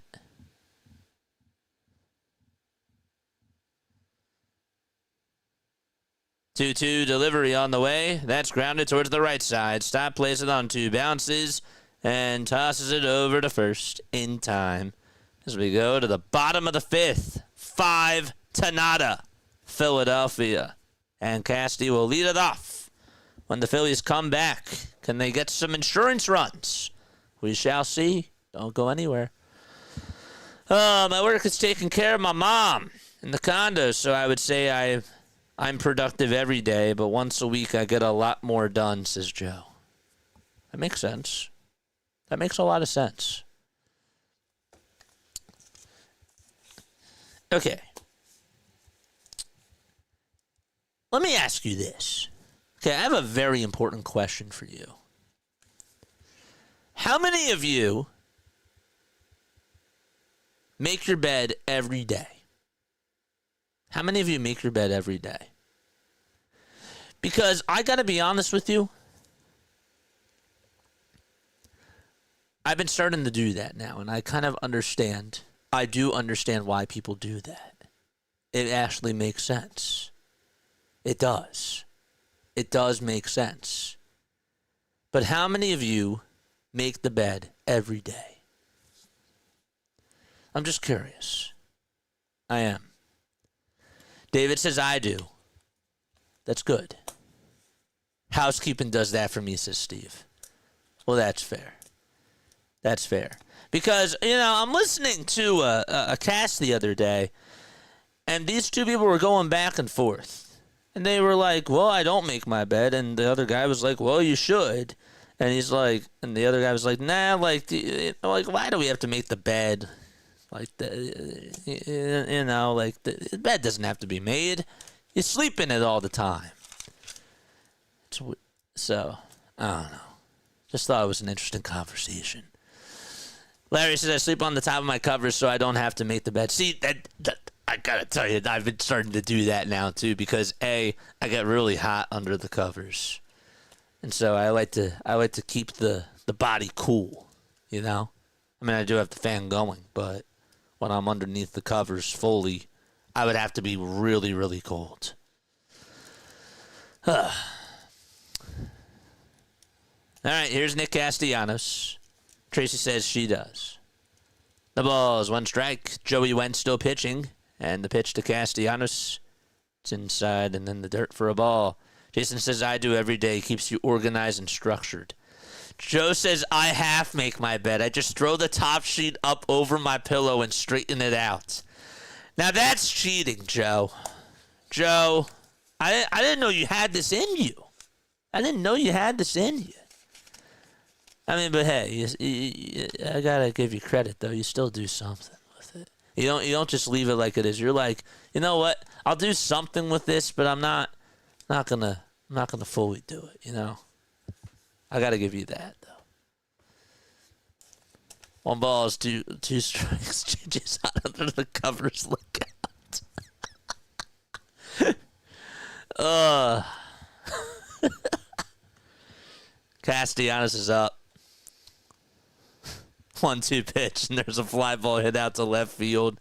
And on the run to make the catch is Solak over towards the alleyway, and Castellanos is out. That's how we start off the bottom of the fifth. Now, shame on me, because I keep score, and I said that Kyle Schwarber struck out in the fifth inning. But how could that be the case when Bryce Harper, who had an RBI double, wasn't thrown out at third to end the fourth? One out, and the pitch is down and away for a ball. That's why I put the dishes in the bed and sleep in the sink, says Larry. Well, thanks for telling us. That was probably information that I shouldn't have known. What else? What else do you have?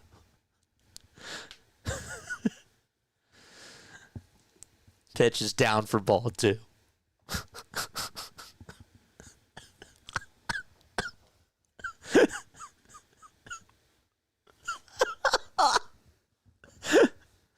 Anything else you need to tell us, Larry? 2-0 pitch. It's outside for ball 3. What else don't we know about you?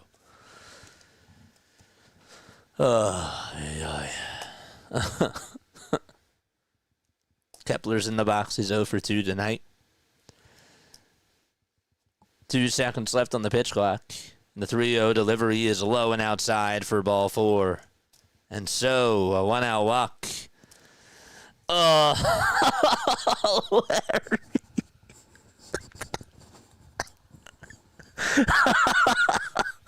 The bedbugs need something to eat beside me. Hey, you know, at least you care. You know what I mean? Like, you're not looking out for yourself. You're looking out for other things around you. So I gotta give you that. Look at you being unselfish there. Not saying that you're selfish, but that's one way to be unselfish. The pitch is down for a ball to JT. 1 out, bottom of the 5th. 5-0 Phillies. They put up 1 run in the bottom of the 1st, 1 run in the bottom of the 3rd, and 3 in the bottom of the 4th. Larry says mission accomplished. 1 ball, 1 strike, and 1 out in the bottom of the 5th. The pitch to JT, line drive, past the third baseman, into left field. And stopping at second is Kepler. JT hits a rocket past the dive of Cabrian Hayes. Let's go, baby. All right, time to get serious. And Bohm is up.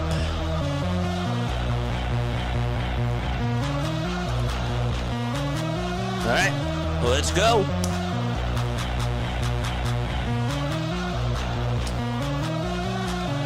Here's Alec Bohm. First pitch to Alec. It's inside. Good eye by Alec.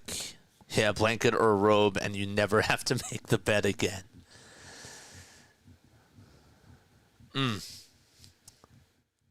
It does, Joe. That does count as being productive and organized. That counts in my book. Chat, what do you have to say? 1-0 pitch, and that's fouled back. I think this group would be totally unhinged if this platform was supported GIFs. I like how I make it like this. You know, I like it when you guys are open. I like opening you guys up, and I like the personality of people that we have. Larry being a good mod. Let's go. 1 ball, 1 strike, and the pitch is fouled back again. The bots are back. Matthew says the Pits together need to get it together. The Pits pitcher needs to get it together.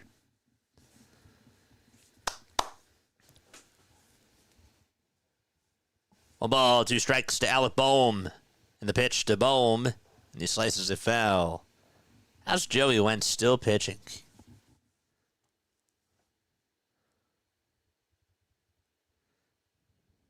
Joey's given up 3 hits, including 1 earned run.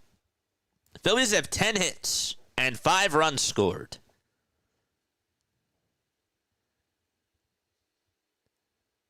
And Wentz delivers from the stretch. And Bohm says no thank you at the curveball, as it was low. Some call it productivity, some call it laziness. Either way, I'm okay with it. 5 seconds left on the pitch clock. And the 2-2 to Alec. Another foul ball. Boy, I got to tell you today, Alec has had very good at-bats. I know that he got out during the first at-bat, but I might sound like Rob here, but he worked up a pitch count. And that is actually a big deal to me for Alec.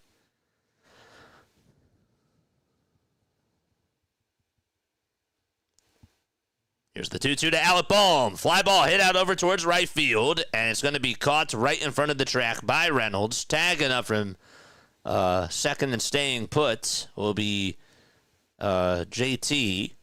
And so there's 2 away. Or Kepler stays put at second. Alec hit that really hard, just right at Reynolds. That was hit anywhere else, that would have been a double.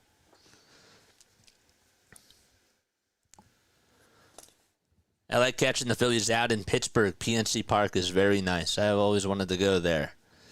Marsh is up, doubled in the fourth, and scored a run. First pitch to Brandon, and he slices it out of play. 213 people on here. Let's try to get to 6,000 subscribers, baby.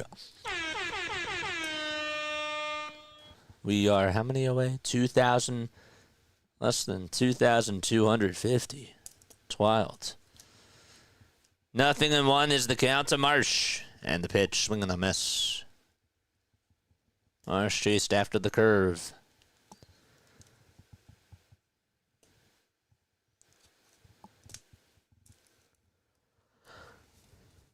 The ball's 2 strikes to Brandon.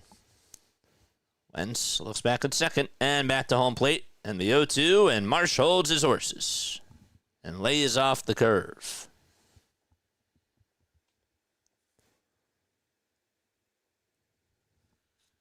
It's 7:45 p.m. Eastern Time. First pitch was at 6:05. So the game is about an hour and a half old. 2 runners on, 2 outs. 1-2 is the count to Brandon Marsh in the bottom of the 5th. And Wentz kicks, delivers, and throws another curveball. That misses.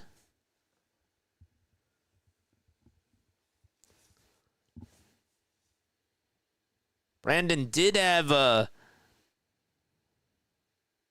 hit. And again, he scored a run that was back in the 4th. 2-2 pitch to Marsh. And he fouls it off. Phillies grinding out at bats against Joey Wentz.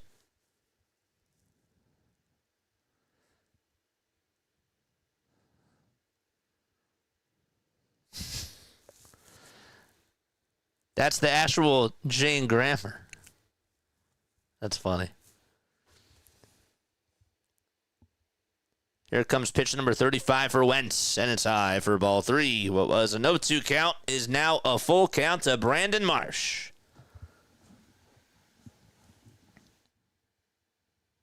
In the on-deck circle, it's Bryson Stott. Stott had a solo shot and also had a 2-run double. 3-2 pitch on the way, swing and a miss, and Brandon Marsh strikes out on the cutter at the knees. So the Phillies had 2 runners on base with nobody out, and they're not able to put anybody home. And we're going to the 6th inning. 5-0 Phils is the score. Okay. And did I say with nobody out? I meant to say with 1 out. Apologize. I gotta be better. Going to PNC to see the Phillies in June. That sounds nice. Ugh. All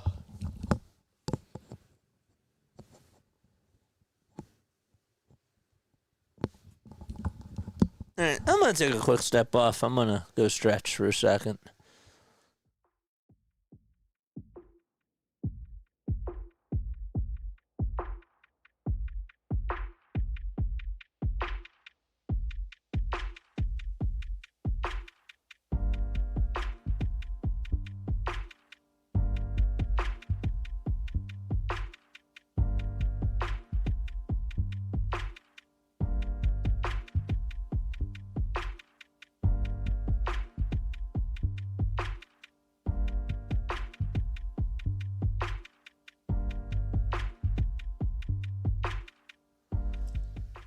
All right, let's do this exercise. I have an exercise for you. All right. Tell me one word that you would use to describe the Philadelphia Phillies. One word. Oh, that's easy, JJ. Wishy-washy. Is wishy-washy one word or 2 words? I think that's 2 words. I think I failed. So was that really easy? No.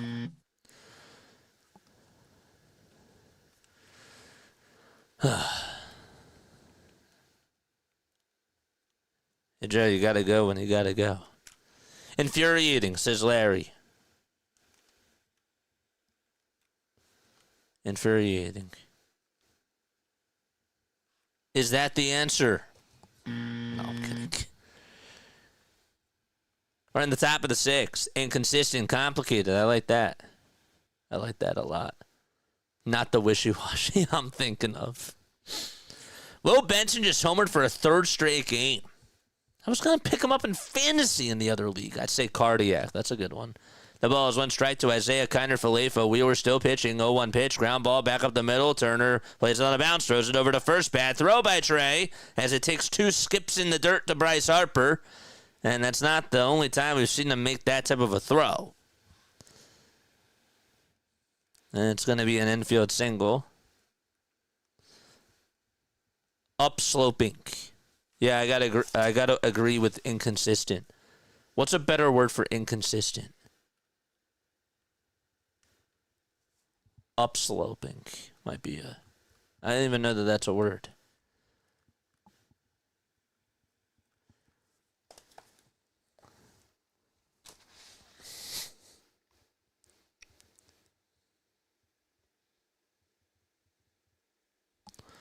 Here's O'Neal Cruz, takes the ball.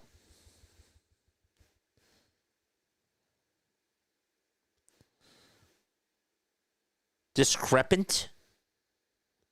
Incongruous. What does incongruous mean? 1-0 pitch. It's in there for a strike. What is incongruous? Not in harmony or keeping with the surroundings or other aspects of something. The duffel coat looked incongruous with the black dress she wore underneath. Interesting. 2 balls, no strikes. And here's the windup in the pitch. And it's in there at the knees for strike 1. Orlando! What's up, Orlando? You guys should tune on into the postgame show if you guys want to give me your thoughts about this Phillies team. And you can call on into the show. I mean, I opened the phone lines for you guys, and I want to hear from the people. 2-1 pitch. Ground ball. Hit over to second base. They throw the shortstop. There's 1. That's all that they're going to get. So, Kiner-Falefa is out at second. And it's a 4-6 fielder's choice.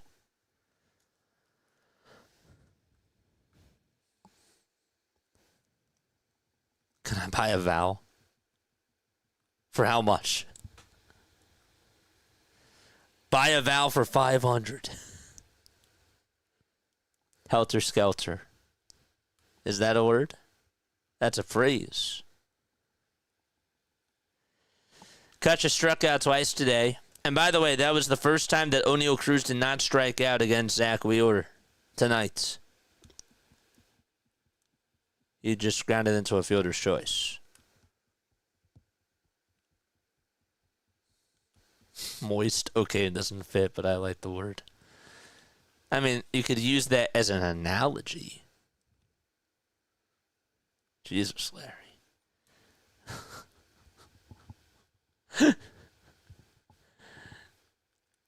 0-1, fouled away. You know what I learned? If you could be funny unfiltered, you're incredible. You really are funny. And Larry really is funny that way. He is. 0-2 pitch. And it's outside for a ball.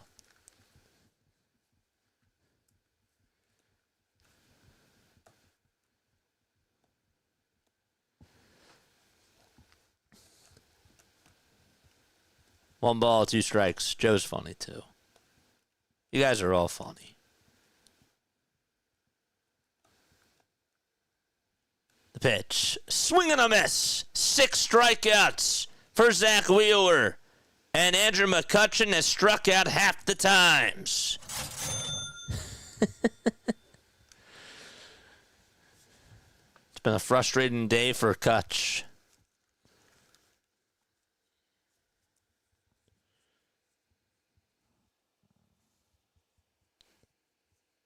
Brian Reynolds, who takes wide for a ball.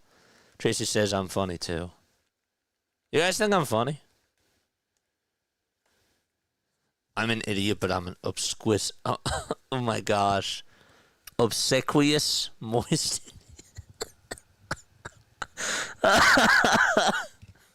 1-0 pitch, swing and a miss. Do you guys think I'm funny? 94 pitches for Wheeler. Larry, you might be right.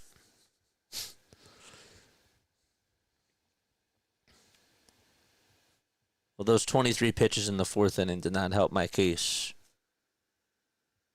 Orlando says I'm hilarious. Well, that's good. Time is called by Brian Reynolds. There's 1 for 1 today.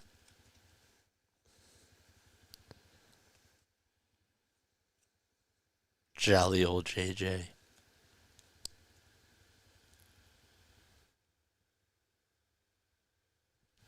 The 1-1. Swing and a miss at 95 miles per hour. 95 pitches and a 95 mile per hour fastball. Matt Strahm is loosening up in the Phillies bullpen. It's a 5-0 lead. 1-2 pitch, and it's outside for ball 2. All these highbrow work are screwing up my head. Matthew says this game has taken so long. But guess what, the cast is, I hope that you are entertained. The 2-2 delivery. There's a bouncing ball hit over to third base. Bohm charges, throws over to first, and we're going to the bottom of the 6th. And Zach Wheeler, most likely his night is done as he pitches 6 shutout innings against the Pirates. Just allows 3 hits, and the Phillies are going to try to add some more insurance.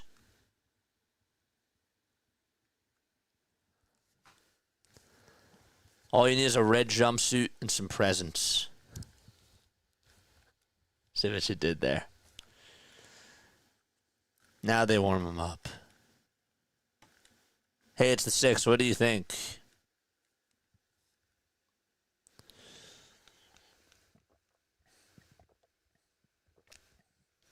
I think it was time for me to take a sip of water. Stay hydrated. Also, hit the thumbs up button and subscribe to the channel as well. The Winnipeg Jets are going to be on in just a little bit. Cannot wait to watch that game and tune on in. That's going to be very, very nice. How many innings, JJ? Hey, JJ, how long's the rain delay?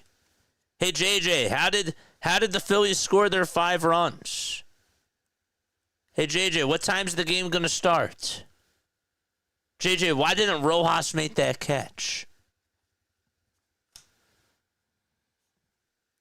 I should know these things. But no. I understand that obviously this comes with the territory. I just have to make you guys laugh. I just think it's funny. I would keep Wheeler in there for the 7th, says 333 Step. Would I keep Zach Wheeler in there for the 7th? I would. I would have somebody warming up in the bullpen, though. Tracy says, why is the sky blue? And I found out the answer yesterday because, and I don't know if this is true, but somebody on chat, and I'm going to hold you accountable for whoever said this if this is wrong, because the earth is made of mostly water, is what somebody said. That's why the sky's blue. Hey, JJ, did you stock up the fridge for the beer with me? I knew you were going to ask that. K.O. Ferguson's going to pitch. Hopefully the Phillies try to stock a pile of runs off of him. In 20 games this year, he has a 5 ERA and 18 innings. Remember, he played for the L.A. Dodgers for a little bit of time. Bottom of the 6th, and Stott takes ball 1 at 93. Nick, what's up, Nick? Stott was 2 for 3. And the 1-0 pitch, that's in there for a strike. Steve Sizzle, I don't think that's a lie. I'm holding that person accountable if that is wrong. and I will look it up after the game.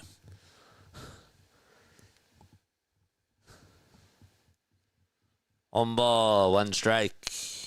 And the next pitch to Stott, outside for ball 2.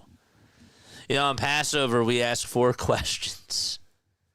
The youngest asked the 4 questions. And for some reason, it just made me think about that. I don't know why. 2-1 offering. It's in there for strike 2, excuse me. We're in the bottom of the 6th. 5-0 Phillies.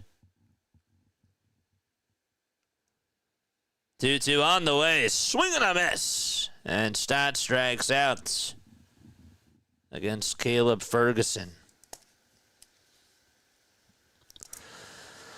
Hey, JJ, Rafael Furcal got arrested for domestic abuse. Really? Did he really? Damn. I'll have to look into it, but he was one of my favorite players during my childhood at one point. The pitch, it's a foul ball. Until he was one of those 3 people who hit back-to-back homers against the Phillies when he was on the Dodgers. Then I was not a fan of him anymore. I think that was also the game Andre Ethier had a walk-off 2-run double. Yes, the Dodgers from the 08-09 season still give me nightmares, folks. 1 ball, 1 strike to Trey Turner. He was a former Dodger at one point of his career. So was the guy on the mound, Caleb Ferguson. 1-1 to Trey. It's in there for strike 2. No, it's called a ball. Rising Rhino, what's going on? What's going on, Rising Rhino? Thanks so much for coming on here. 2-1 pitch. That's a foul ball.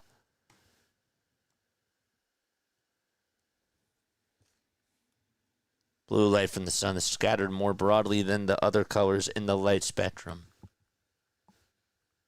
Is that what Google had to say? Or is that the actual answer? Or did Google have the actual answer and that's what Google said? 2-2 pitch. Fouled back towards the screen. There's Tracy's answer. What's up, Nick? Rising Rhino says, who's the LeBron of baseball? There is none. There is none. All right, Tracy, I'm going to read your answer. But you got to give me a second. 2 balls, 2 strikes. We're in the bottom of the 6th. There's 1 out. Ferguson comes set and delivers. And Turner's going to ground this one over towards third base. It's a foul ball. The sky appears blue because of a phenomenon called Rayleigh scattering. I hope I said that correctly. Sunlight, which is made up of all the colors of the rainbow, enters Earth's atmosphere and is scattered by tiny gas molecules, mostly nitrogen and oxygen. 2-2 pitch, way inside for ball 3. Blue and violet light, having shorter wavelengths, are scattered more than the other colors. So then, when we go on through the day, why does the light change? I just gave you more work. I'm just kidding. I'm just messing with you. That's actually really cool, though. 3-2 to Turner. And it's flat out over towards straightaway center field. Cruz waits for it, and makes the catch. The sky appears blue because of a phenomenon called Rayleigh scattering. Sunlight, which is made up of all the colors of the rainbow. Huh. Google answer. Tiny gas molecules? No, I didn't have Mexican tonight.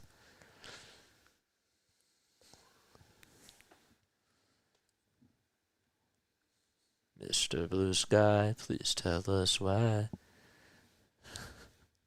2 outs, and the pitch is outside for a ball.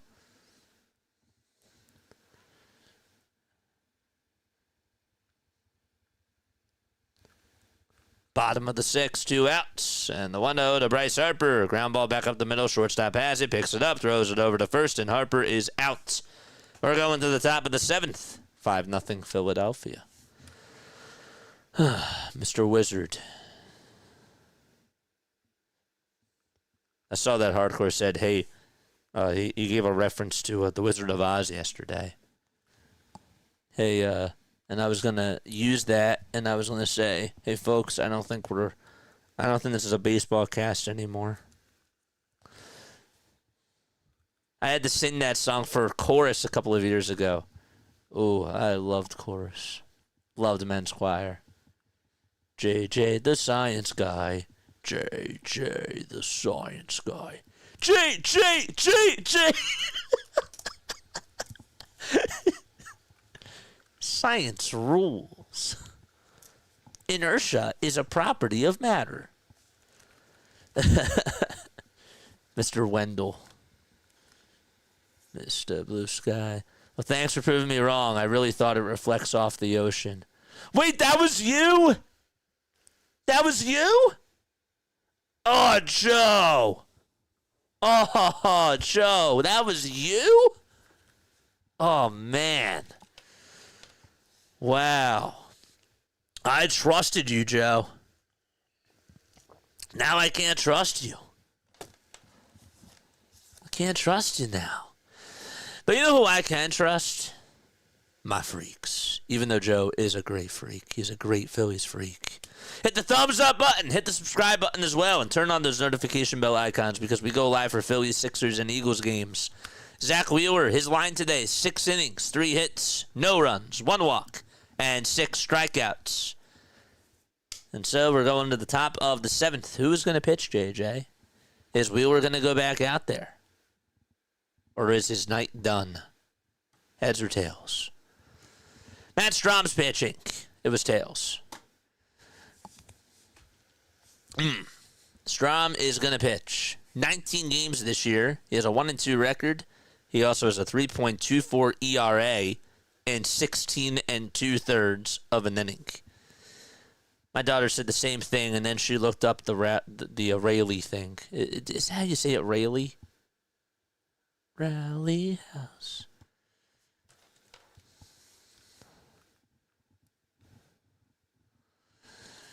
Top of the 7th. And Strom kicks, fires, swinging a miss. 3 more innings. I'm over here bouncing my knee. I just want to win my sports bet. This is Matthew. JJ, I love you. I care about my money. That's why I'm here. And I understand. I appreciate you for coming on here, though. And I hope that you win your bet. 0-1. And it's down for a ball.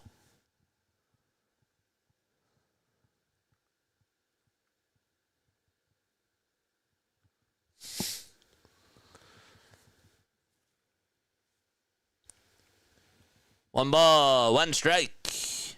And the pitch. Foul ball. I don't know what happened to the real JJ, but you better give him back. I should have looked it up, but I was unfiltered and unashamed. It's okay.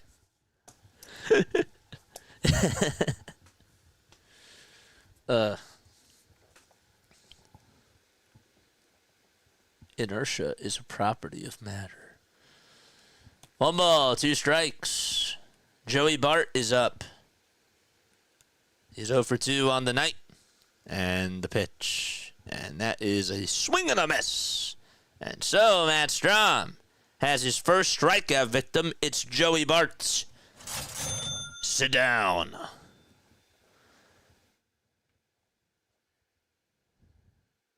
It was not foul tipped. JT did drop it. The hidden benefit when the Phils lose is we get angry JJ. I like angry JJ. I know you do.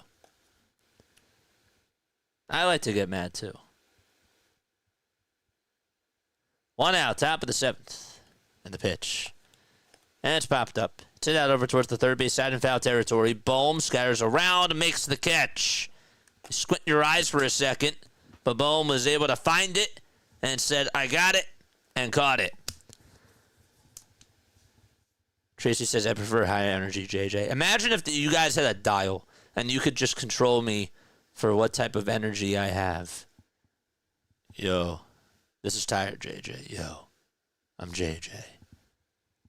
2 outs. Top of the 7th. Nobody on. Turn it up, JJ. Here's the pitch.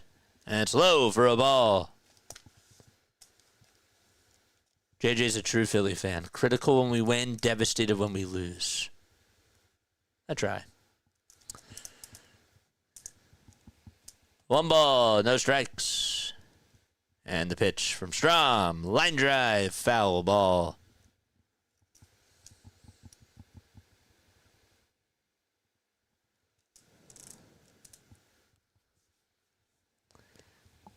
There are 2 outs. We're in the top of the 7th inning.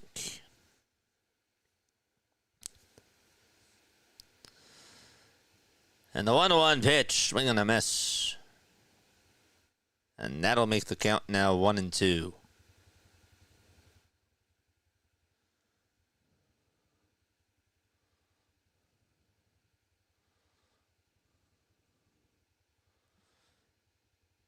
One, two on the way. And that is fouled off.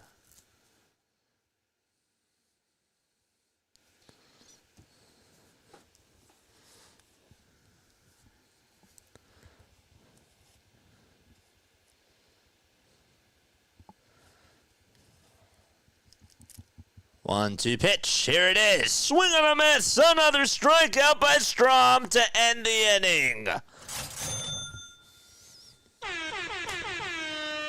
Let's go. All right. We're going to the bottom of the 7th. It's time to yawn and stretch. Ugh. It's time to get up. I'm not going to get up, though. It's also time for trivia. I'm going to ask you a Phillies trivia question. If you get it right, you'll hear this. Let's play it louder. You'll hear this. If you get it wrong, you'll hear this. All right. The Phillies have 5 guys who have had 100 or more saves in their franchise history. I want you to name me one of the 5. One of the 5. Let's go. TikTok. Name me one of the 5 guys in Phillies franchise history that has 100 or more saves.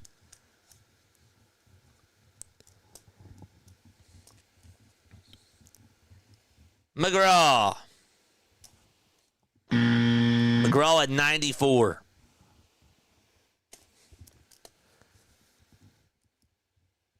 Bruce Willis. No. Good actor, though.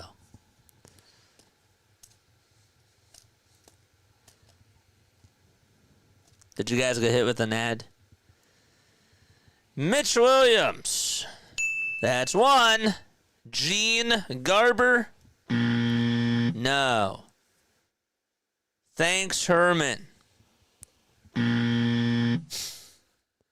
Jonathan Papelbon. Lindell.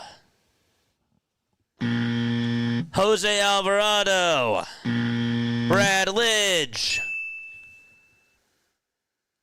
Glad I got a laugh. Papelbon, Williams, and Lidge are 3 of the 5. Holland. Berg. Billy Wagner. Constantine. No.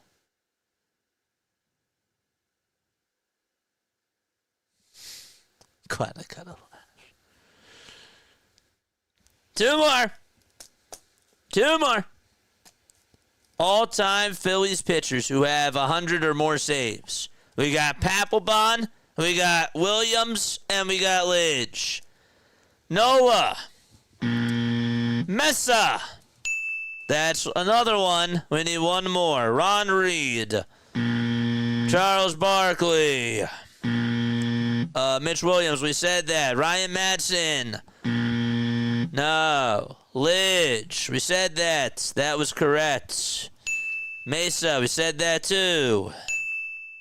There's one more.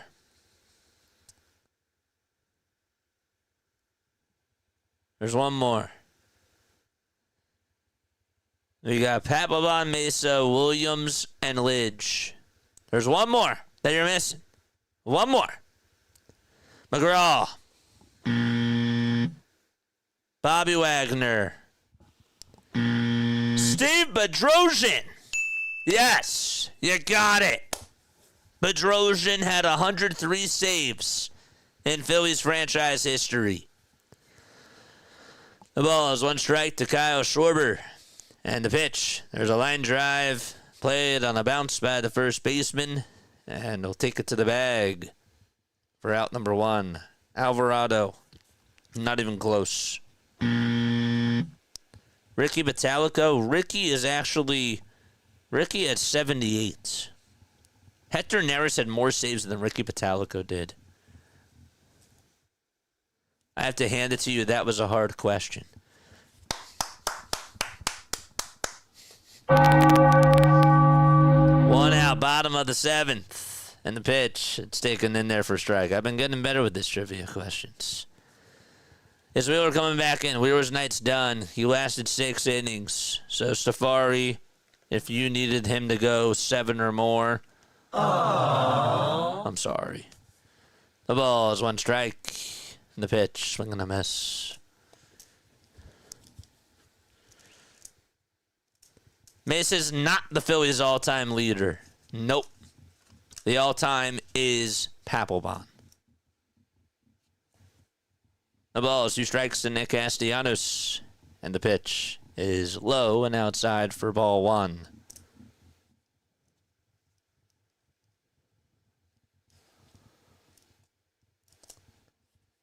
Eight seconds left on the pitch clock. Don't forget to like and subscribe, folks. Here's the 1-2 to Casty. Fouled away. Zach Wheeler is not coming back in. At least not today.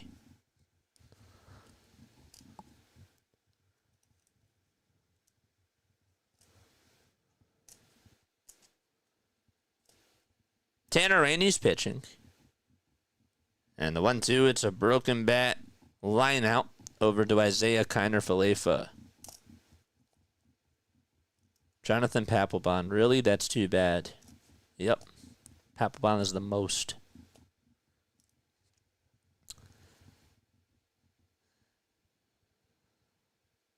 We've never had like a Trevor Hoffman or a Kenley Jansen. It's kind of funny. 2 outs. Bottom of the 7th. The pitch is high for a ball.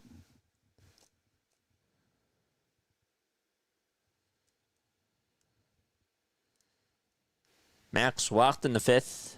He's 0 for 2 on the night. Rainey kicks and deals, and Kepler fouls it back towards the screen. Stott, Turner, and Harper have 5 of the Phillies' 10 hits. They are 5 for 11. Kepler's the only one that doesn't have a hit in the lineup.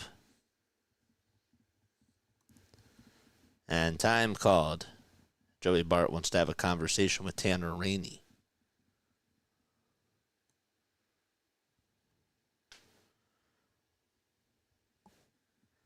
Tanner is 32. Won a World Series with the Nationals. I wanted Tanner Rainey a couple of years ago. One ball, one strike. And the windup and the next pitch is in there for strike 2.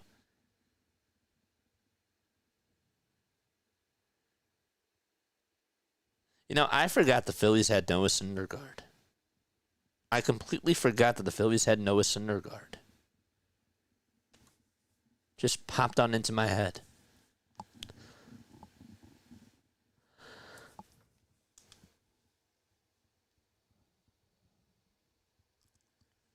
One-two pitch to Max Kepler. Swinging a foul tip into the glove for strike 3.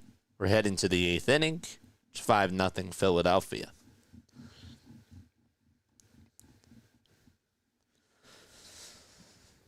Braves are winning 5-2. Oh boy.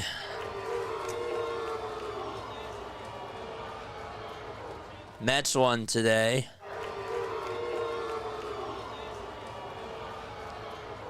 Nationals won today.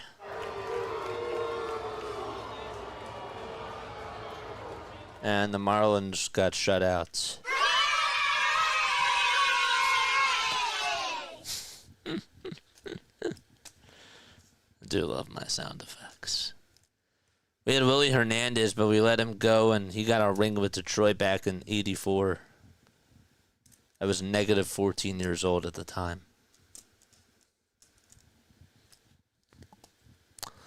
I remember it like it was yesterday. Cubs won 7-3 against the White Sox. Mariners are playing against the Padres. That game will be at 8:40 p.m. Eastern Time. Reds also have a 3-1 lead against the Cleveland Guardians.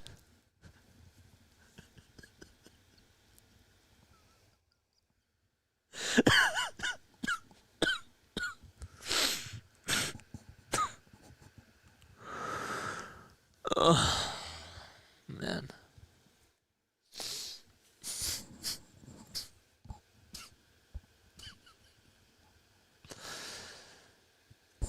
Damn. I'm learning a lot about myself over these last couple of days. I need to get out more. Carlos Hernandez is going to pitch. Oh, boy. I don't like the sound of this. All right, we got to focus. This isn't good. Hernandez has really been struggling with the Phillies. And they're going to give him an opportunity today. 6.75 ERA in 16 innings. We're in the top of the 8th.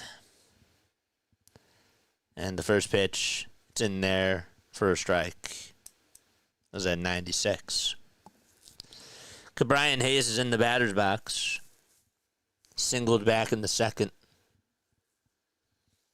And the 0-1, it's fouled off the foot of Cabrian.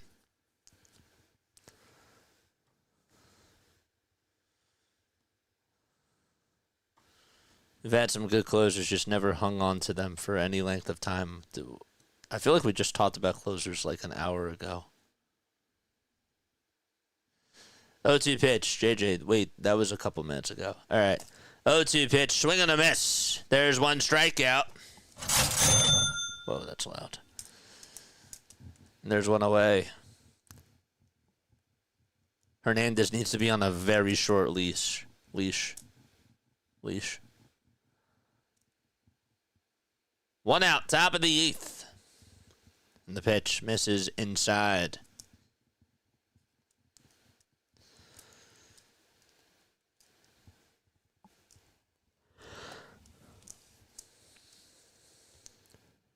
After the game, we got a post-game show. Make sure you come on for that. 1-0 pitch. There's a fly ball hit out over towards left field. Kepler's there, makes the basket catch, and there's 2 away. Paul Skeens is pitching for Pittsburgh tomorrow. Somebody should be warming up in the bullpen already. Larry, is that the case? No. Have someone in the bullpen. Rob says 2 outs, top of the 8th. And here's a 98-mile-per-hour pitch at the knees for strike 1.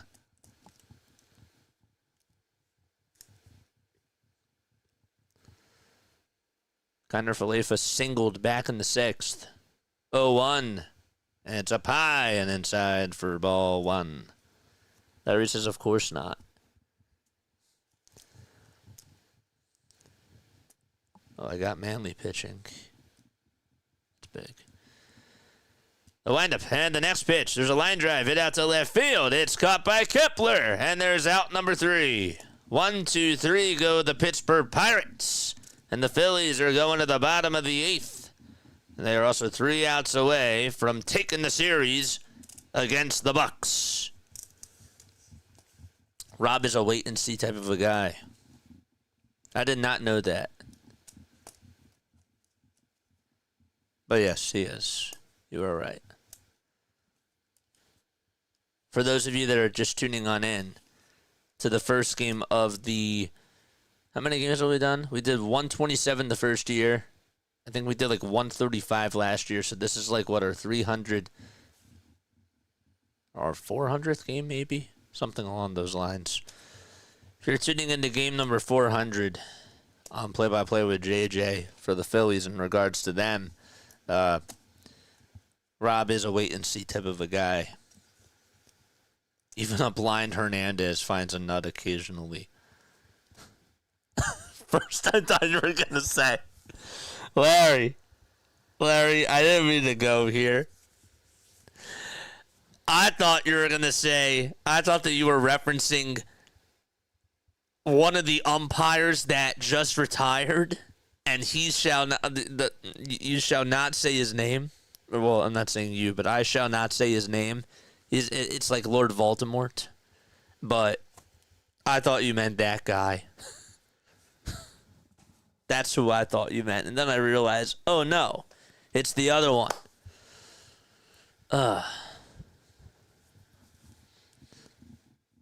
Thought it was the umpire, former umpire. That guy. That blind Hernandez, I don't think ever found a nut.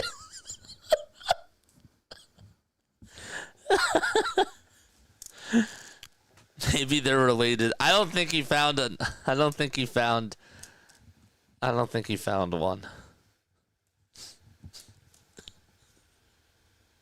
That would explain things. Chase Shugart's gonna pitch.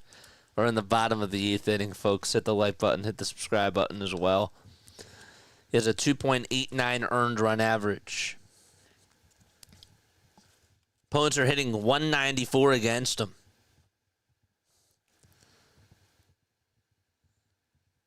The pitch to JT. Check swing, and did he go? And they say no, he did not.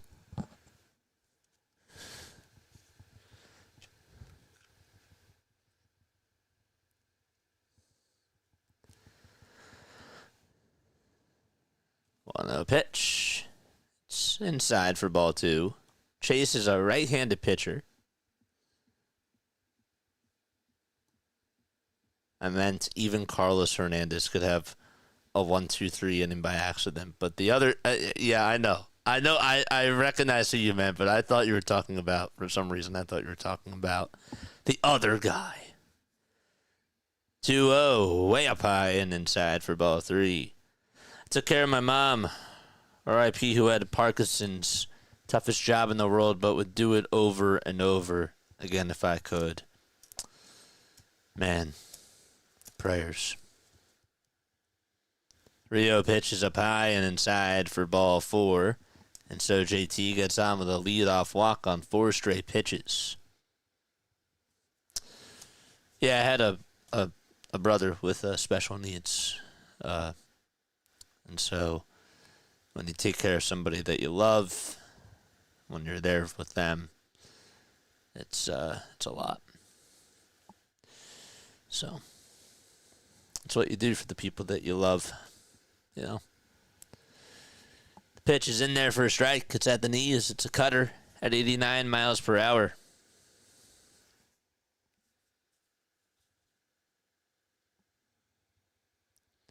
JT leads off over at first. Bohm's in the box, and here's the 0-1. Fly ball hit out over towards deep left field, and that's going to be caught right on the warning track. Bohm just missed a homer. And that's 1 out.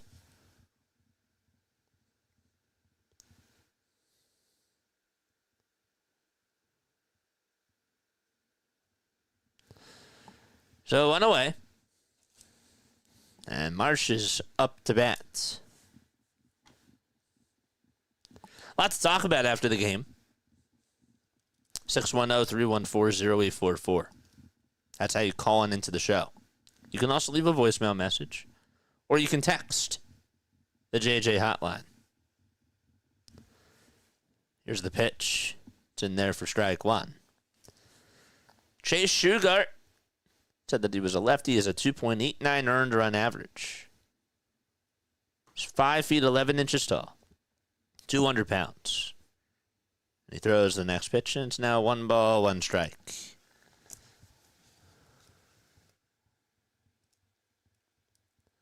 One out. And the next pitch to Marsh, it's fouled back. Saw a video, says Larry, a guy made of his mom who had dementia. He was telling her about how his mom loved to dance and stuff. She was like, that's so sweet. But he didn't know that that was her. Touching and sad at the same time. Huh. That's powerful. 1 ball, 2 strikes. We're in the bottom of the 8th, and there's 1 out. Banks and Robert are warming up. A righty and a lefty, Larry, are warming up in the pen. 1-2 pitch, and it's high and outside for ball 2.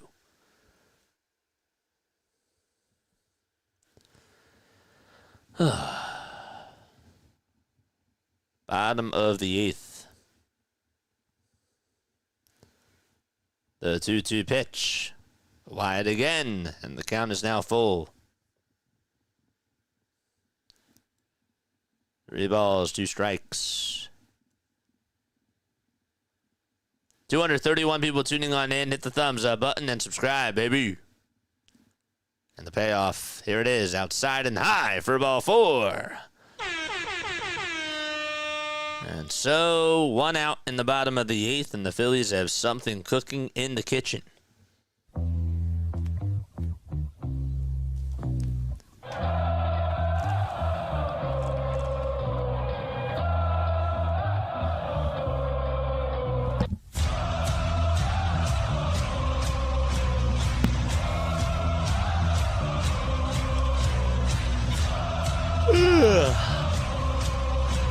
One out in the bottom of the 8th, and Bryson Stott is up at the plate.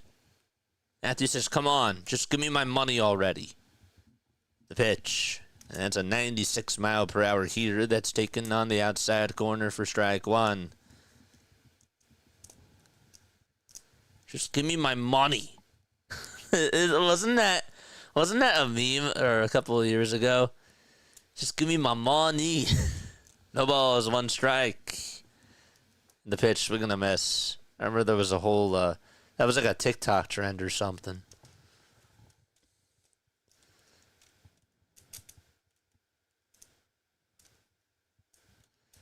The balls, 2 strikes. 2 runners on. 1 out, bottom of the 8th. The 0-2 the Stott. It's in the dirt. If the Rayleigh effect is true and correct, then when you're in space, Earth should look like a rainbow, right? Well, I've never been to space, because all spectrums would be visible. But I can tell you once I go.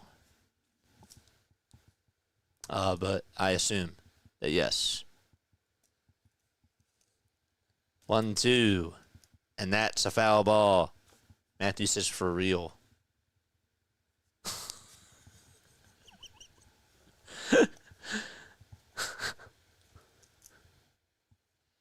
Stott's 2 for 4 on the evening. And the 1-2 pitch is grounded towards first base. The fake throw to second, and Solak is going to just tag the bag for out number 2. Just give me my money. I have to remember what that was from.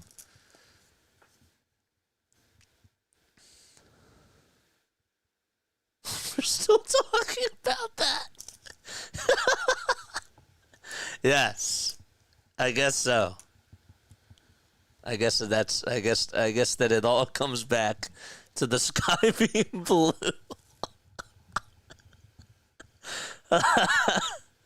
Bottom of the eighth, and here's Trey Turner with 2 outs, and it's in there for a strike. After you said that, just give me my money. Yeah, somebody would clap. Yeah, I remember Manny Machado did that with the Padres a couple of years ago. I think that was the year that they lost to us. 1 ball, 1 strike.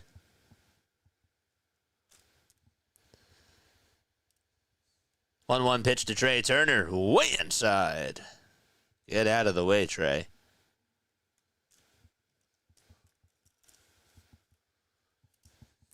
Two balls, 1 strike.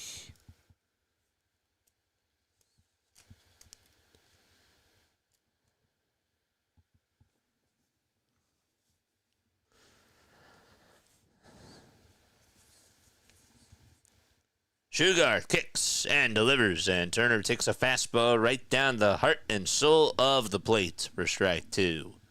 Didn't even flinch.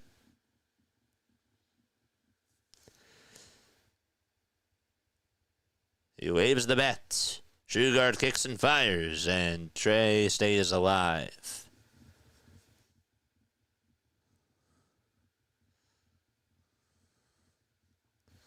Shane found out for under a huge dome in space is actually water.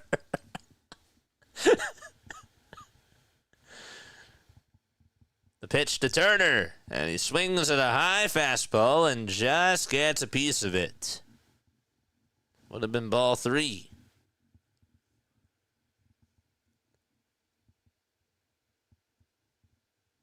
Phillies trying to get some more runs home. 8 seconds left on the pitch clock. And the 2-2 pitch. Strike 3 caught at the knees, and Turner does a bat flip and puts the helmet down. And so we're going to the 9th inning. Phillies are 3 outs away from taking the series against the Bucs. These people are nuts. You guys drive me nuts. You guys are wild. Almost dropped the scorebook. Uh-oh. 250 more people should subscribe to the channel, and yet we'll be at 6,000 subs. 250.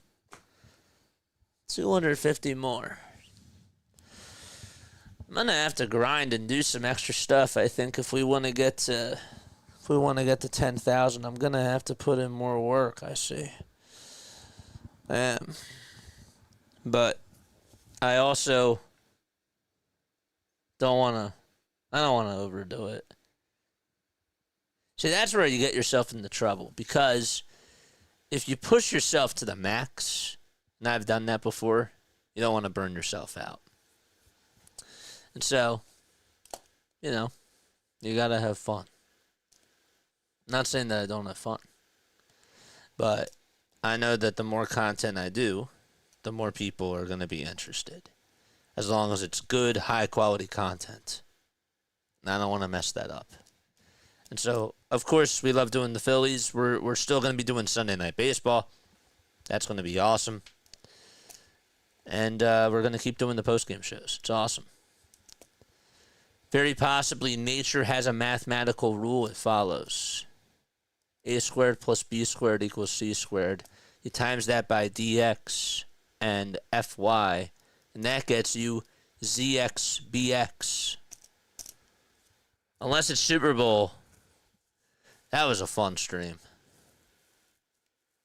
I'm going to be doing a crazy stream for trade deadline day. Watch out for that. We are going to be, we might be doing like a long stream for trade deadline day. We start off the 9th inning. Tanner Banks pitching at the bank. The first pitch is in there for strike 1. 3 more outs to complete the shutout. 0-1 pitch, and it's inside for a ball. Cruz has struck out twice and is also grounded into a fielder's choice.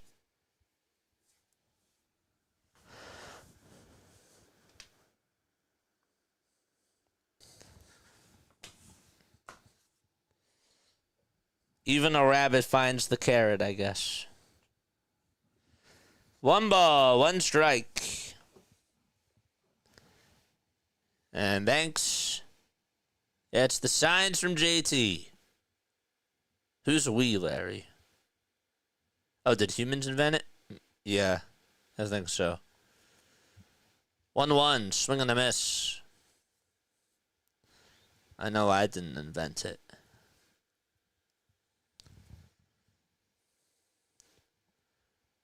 1-2 delivery. They try to appeal. Did he go? He did. 1 down.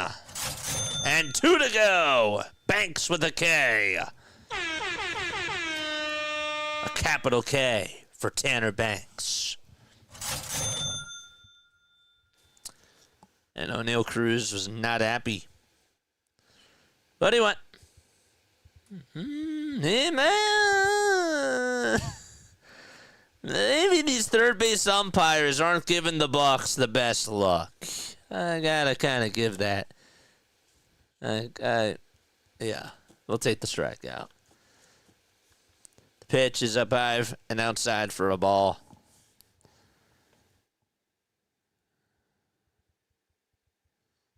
1-0 pitch.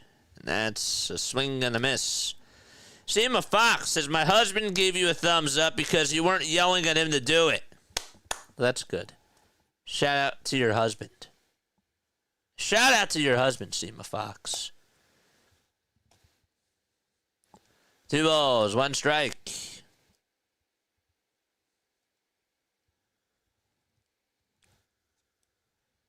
And here's the windup in the pitch. And Banks throws it just a little bit low.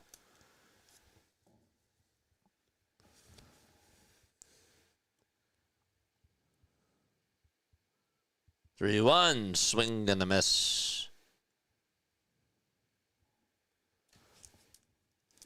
So the count is now full. 5-0 Phillies. Don't forget to like and subscribe. Let's hit the 200 likes. We have 234 people tuning on in. Let's go. Got some work to do.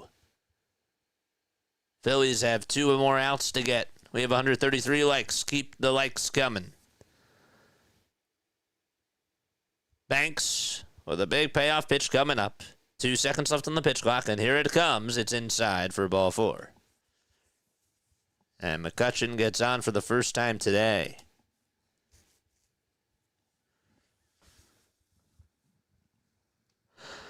Ugh.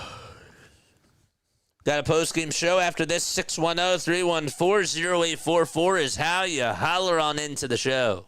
You can call in live. You can leave a voicemail message, or you can also leave a text message as well. More than welcome to do any of that. The pitch to Brian Reynolds, batting on the right side, and he takes it for a ball. Brian Reynolds is a switch hitter, right? I should know this. Yes. Okay. 1 ball and no strikes. And Reynolds sends this one foul. Is there an extension? No.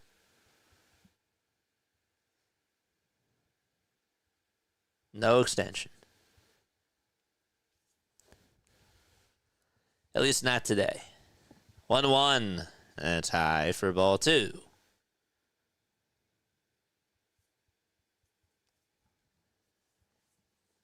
Eagle Otto, what's going to happen when Otto Kemp gets called up? Well, I guess, yeah. Yeah. Yeah, we're going to call you Otto still. 2 balls, 2 strikes. Is that your actual name, by the way? It's a really, really cool name.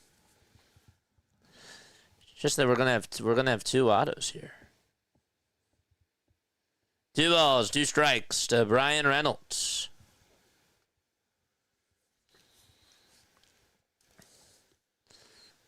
Call the next person.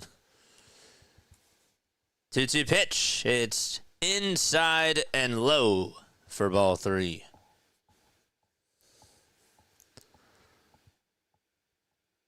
Tracy says, here we go. Somebody better be warming up in the pen. The payoff pitch to Reynolds. And there's a fly ball hit out over towards deep right field. And that one is gone. There goes the shutout. And it's a 5-2 ball game with 1 out in the 9th. Just got to make it interesting. Brian Reynolds, a guy batting under 200 this year. I mean, he's been a really good hitter during his career with the Pirates, but not this year. Hits his 6th homer and drives in his 21st and 22nd RBI of the season.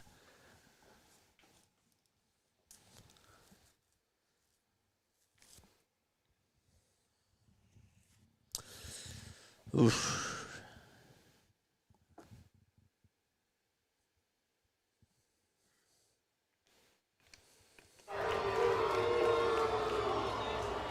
Orion Kirkering warming up in the bullpen.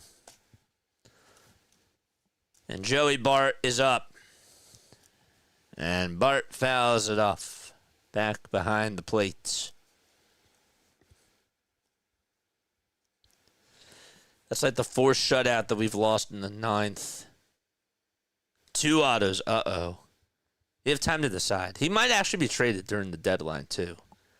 So maybe we don't have to worry about that. 0-1 swing and a miss.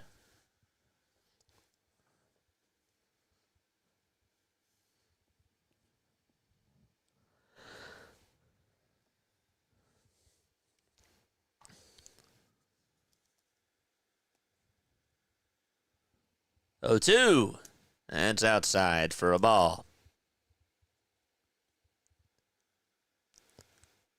Eagles says I probably could pitch better. Bart's in the box. Banks, kicks, fires, swing and a miss. Out number 2. And 1 more to go. Pirates with their backs against the wall. Shiver me timbers, they're saying. And there's 1 more out to go.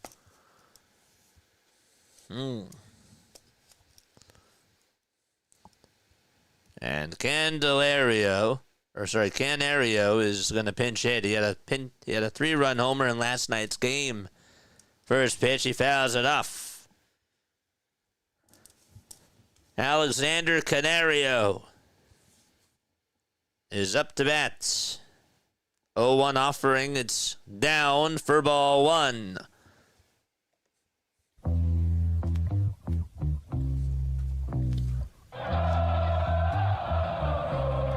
One ball, 1 strike, and the pitch is in the dirt for ball 2.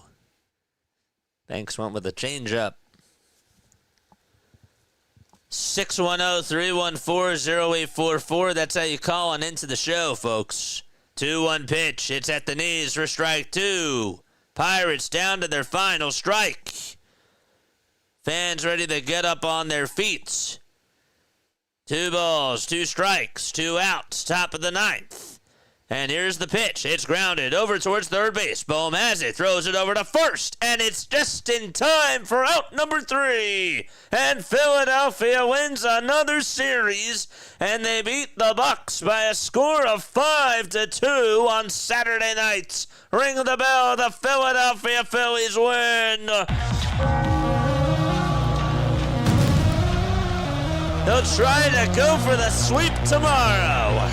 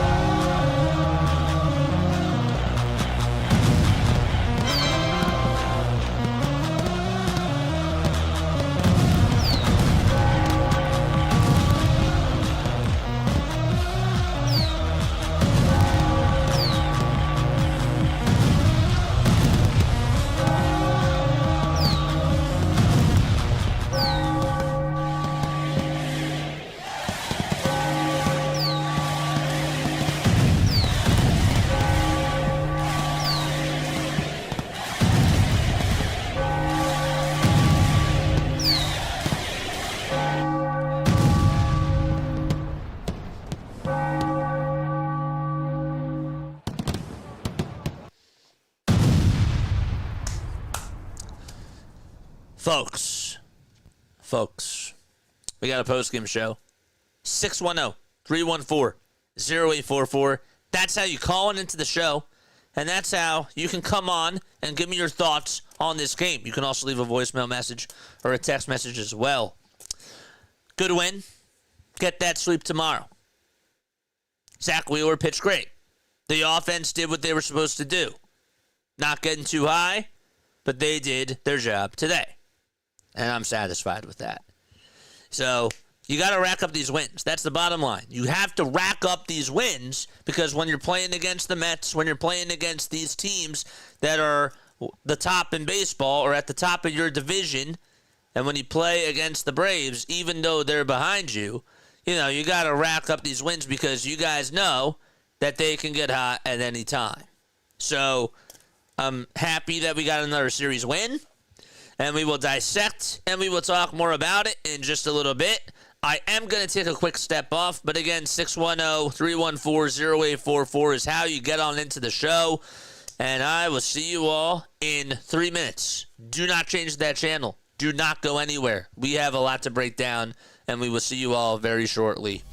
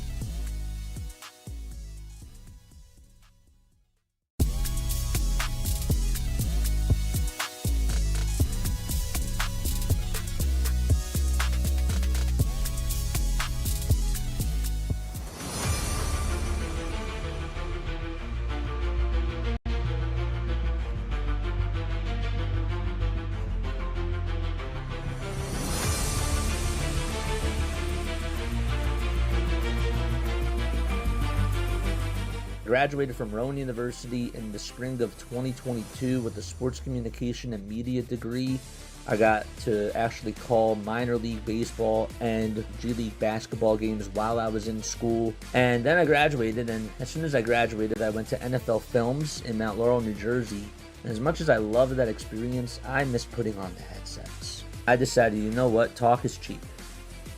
I have a laptop that's in my house, and so 21 months later, here we are, still on YouTube, calling games and building an incredible, loving community on here with the people that I call my Philly freaks with a capital P and a capital H. We go live for every single Phillies, Sixers, and Eagles game, and we do it like old school radio play-by-play style.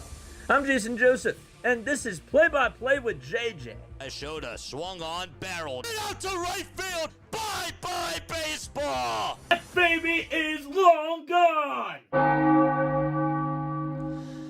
Nice win. Very good win by the Phillies tonight. And we will dissect everything, and I want to hear your thoughts. Calling into the show, I'm going to give you my thoughts first, and then I will open it up to the phone lines. 610-314-0844 is how you get a hold of JJ, me. I just put myself in the third person. Really weird. That's not going to happen again.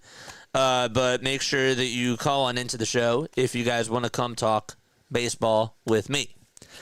And also, hit the like button, hit the subscribe button as well, and turn on those notification bell icons too. We go live for every Phillies, Sixers, and Eagles game, and we dissect each and every one of them, and we talk about them. And that's what we do on here on these digital airways.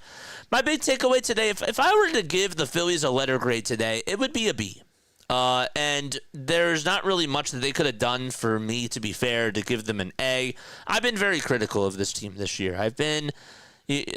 coming on into the season, they tore me, okay? And I haven't really been the guy that has been, very positive, like very optimistic. But on a night like this, they played really well. They did what they had to do.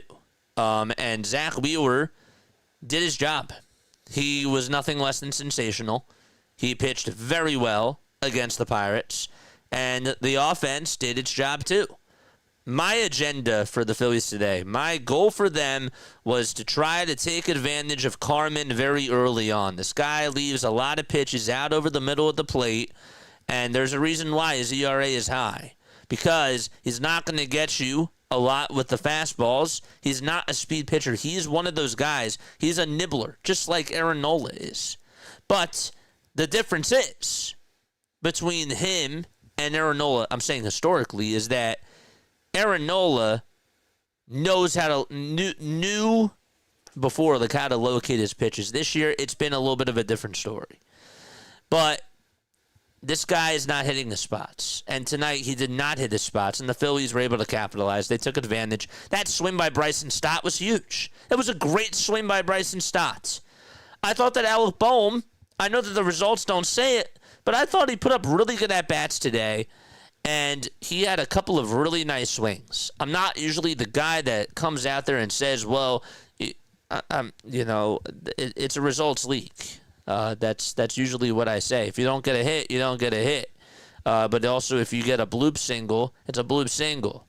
So, yeah, we'll take it as a hit, but I sort of come in with more of a critical eye. But today I'm going to be nice. I thought that Alec Bohm actually did good things behind the plate today when he was up to bat. He worked up a lot of good pitch counts.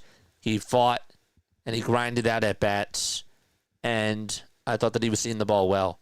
In that fourth inning specifically, we were fighting off pitches. Kepler had a really good couple of at-bats. Castellanos had that bloop double back in the third. I wish that we would have gotten more runs there. I know I'm being greedy here. It may sound like I'm being greedy. I don't really think I am, but I thought that after Stott had the solo homer back in the third inning, Trey grounds out, Bryce gets on with a walk, Schwarber then strikes out on a bad pitch, and then Gasty gets the bloop double. But then Kepler flies out to left. I thought that we left some, I usually like to say meat on the bones, but I was trying to think of something else. There were things that we just couldn't capitalize there. And I thought that we could have done a better job in that inning. But to the Phillies' credit, Bohm singled. Marsh then got on with a double. And Bohm hustled over to third base, too. Can't forget about that. The left fielder cut it off. And I remember that Bohm was rounding second. He was going over to third, and I didn't think he was going to get there, but he did. And he hustled. We just want him to do that throughout the rest of his career. That's all that we ask. That's it. We just ask for Alec to hustle, and we ask for him to just give it his all. That's all that the fans want. That's all that people that are covering the team want for him as well. But Brandon Marsh had that nice double, and that set the table for Bryson Stott with the 2-run single. And Trey, of course, hit a rocket out over to third. Just hit right at Cabrian Hayes. Nothing you could do there. And then Harper got on with the RBI double opposite field. So that was nice. That inning, I thought that we were able to put together really good at-bats, and it was from that inning where you just said game over. You did.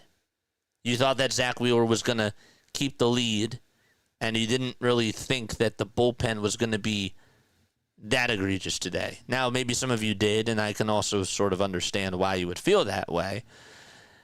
But overall, I thought that this was one of those games where you could just kick your feet up. You could relax for the most part up until that 9th inning when Tanner Banks gave up the 2-run homer. But other than that, I thought that we did our job. The players did their job, excuse me. The first inning was also good. Kyle Schwarber is the man. RBI double. That's how you put them on the board 1-0. Turner started off that rally, though, by getting on with the infield single. Then Harper singled up the middle. And Schwarber had the RBI double. I thought that our offense was up to par today. I did. We weren't struggling with runners in scoring position. We drove in the runs when we had to. And the Phillies just took care of business. The Phillies took care of business today. And I'm happy with that. I'm not going to throw a parade. I'm not going to be really excited about this. But good. You got to get these wins.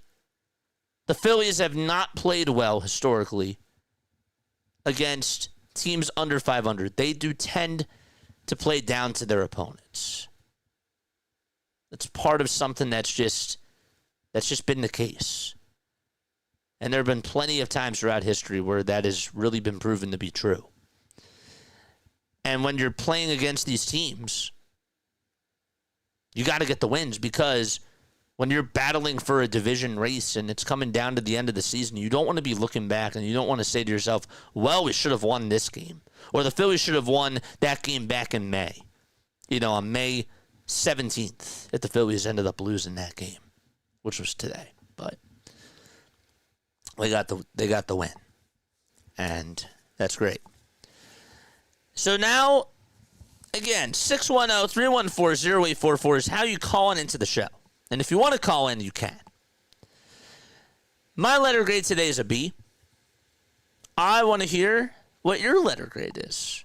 What would you give the Phillies today as a letter grade? I'm going with a B. Zach Wheeler was great. And I think that it's safe to say that he's my MVP for today. That's probably the easy answer. I thought Bryce actually had a good game. And that was what I wanted to get to next.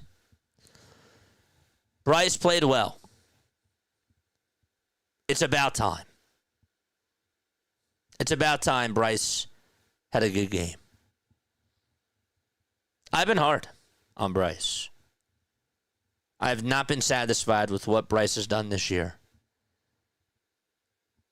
And I felt like that the Phillies were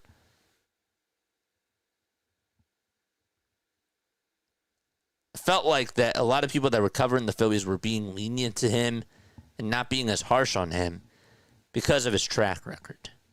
Just because somebody has a great track record doesn't mean that you can't be satisfied with what they've done for you during the season. Two things can be true. Bryce has done a lot. And he's been a very good player for this franchise ever since he signed the contract, but not this year. This year, it's been a different story. And every fan has the right to say they demand more. Because singles are not going to cut it. The power is what they paid Bryce Harper for. And for the clutch at-bats. That's what he was brought here to do. Provide clutch at-bats. And we haven't been getting that this year at all. So, good for him to actually have a good game today. Thought that he, even going the opposite way, that is good news. He looked locked in at the plate. He played a very good game of baseball. And hopefully it continues. I'm hoping that this is not just one of those games that's an outlier. He needs to go on a stretch. The Phillies need him to be better. Because if they're going to go far this year, he needs to be one of the guys that helps them. And that's what the expectation has to be. Bryson Stott in the leadoff spot. I love it, and I don't want that to change.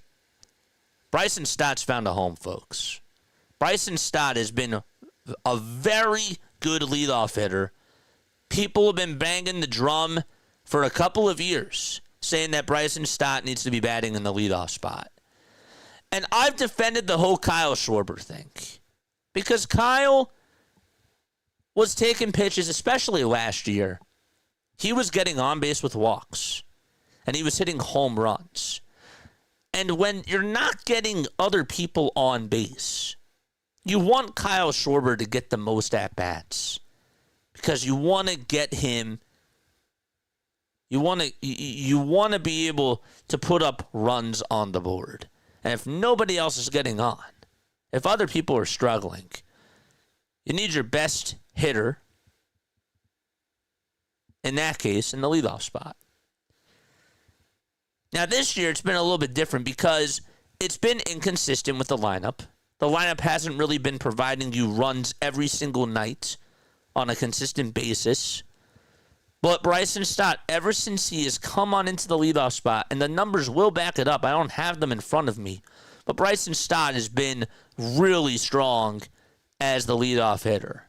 And if it ain't broke, don't fix it. And Kyle Schwarber's now driving in more runs. And I prefer it to be this way. It's not a shot at Kyle. It was never a shot at Kyle when it came to his hitting. It was more so about how can we get guys on base for Kyle to just drive in runs. And that seems to be working in regards to having Stott bat in the leadoff spot. And I love it. I love it. Stott's a dog. He's been playing very well ever since the 4th week of April. The first 3 weeks were terrible. First series was good, but then he just went on a terrible stretch. And Rob finally pulled the trigger and said, we're going to put you in the leadoff spot. And he's been coming around. Did he have a cold stretch for 2 weeks during the middle of May? He did. From like May 8th, I want to say, to like the 14th, he went through a little slump. But he's been money for the most part in the leadoff spot. And I'm very happy about that. Who else do I want to highlight today? I don't really know what else to say about JT. I think that JT is who he is. And when we're talking about this lineup, JT was supposed to be one of your guys that could also drive in runs too. But JT's been cold, and I don't think that from a hitting perspective, the media has been as hard on him. This guy's been grounding into a lot of double plays this year. And I just want him to come around. He had a homer a couple of nights ago. I just want him to continue to be better. Not everybody's going to have an on night. And I don't mean to bring the mood down here. I'm not trying to do that. But what I am trying to tell you is that I'm trying to make you see that there's been a correlation with how inconsistent this lineup has been. And as the season goes on, it's just something to continue to look out for. Do I have JT's numbers? I'm not going to go there. I'm not going to do that today. But my positives are Bryson Stott, Bryce Harper, and Kyle Schwarber in regards to the offense of this game. Brandon Marsh also played well. Marsh had the big double and scored a run and walked. They put up good at-bats, and they did their job. They did their job. A lot better than last night. Last night, the Pirates gave the game away. And the Phillies got a lucky call at third base from John Lipka. But tonight they deserved it. And so now the question becomes, Paul Skeens, what version are we going to get tomorrow when we face him? That will have to wait and see. But can the Phillies capitalize and get to him early on? I'm hoping that the answer to that question is yes. And we'll see. But if they did what they did in that fourth inning today, and in concept it sounds easy, it's not. But fouling off pitches, grinding out at bats, working up the pitch count, and making mlodzinski sweat. That's the strategy. That's what they're going to have to do against Paul Skeens tomorrow if they want to put up runs on the board. I brushed up on it a little bit quickly. Automatic Wheeler is just insane. Another one. I don't expect anything less.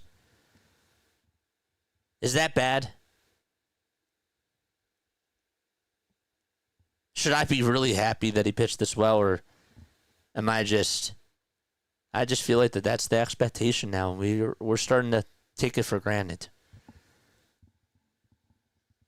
He's an ace. 6 innings, 3 hits, 6 strikeouts, 1 walk.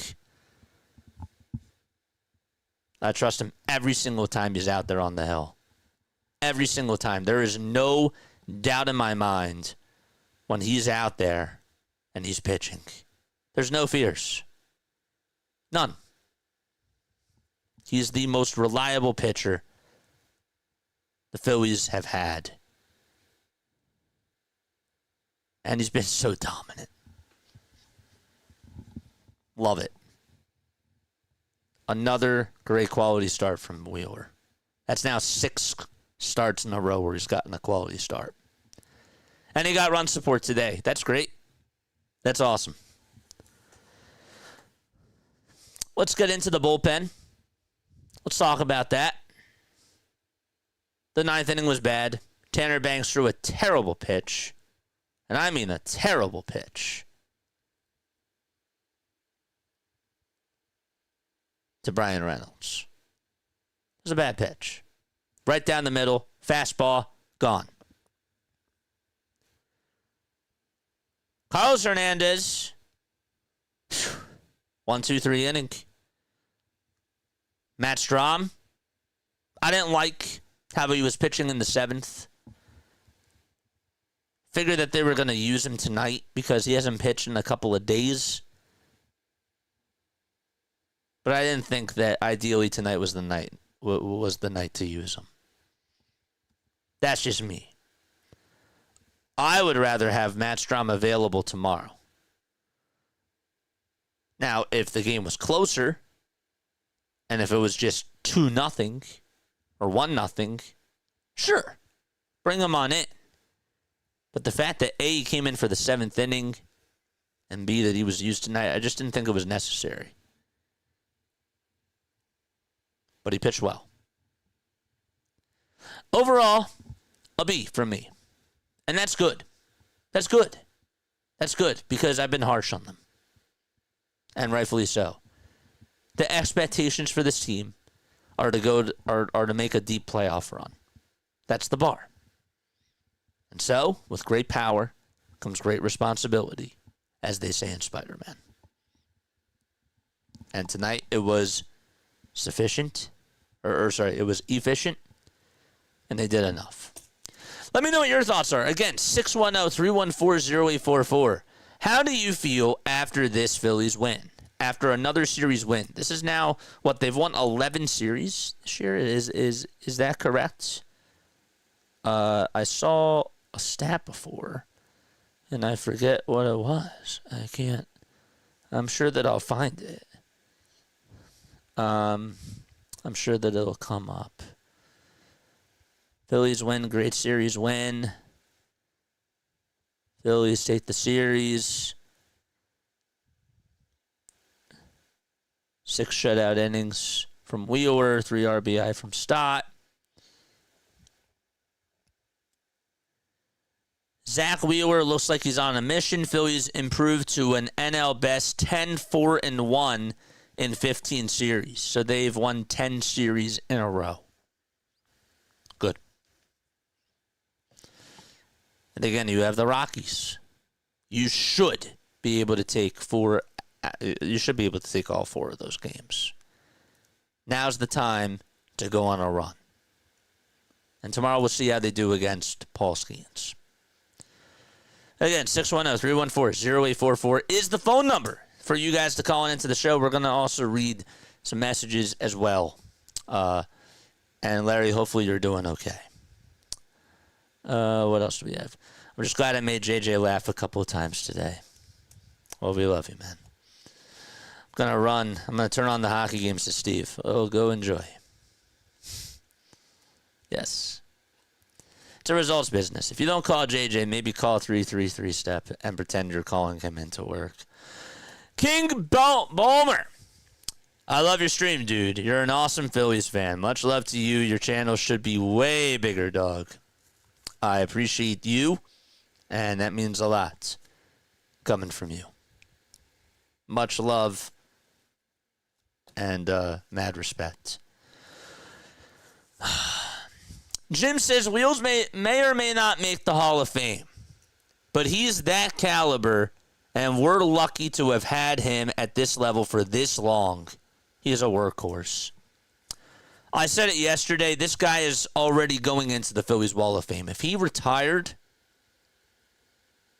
if it had to come to the point where he had to retire today, I think he gets in.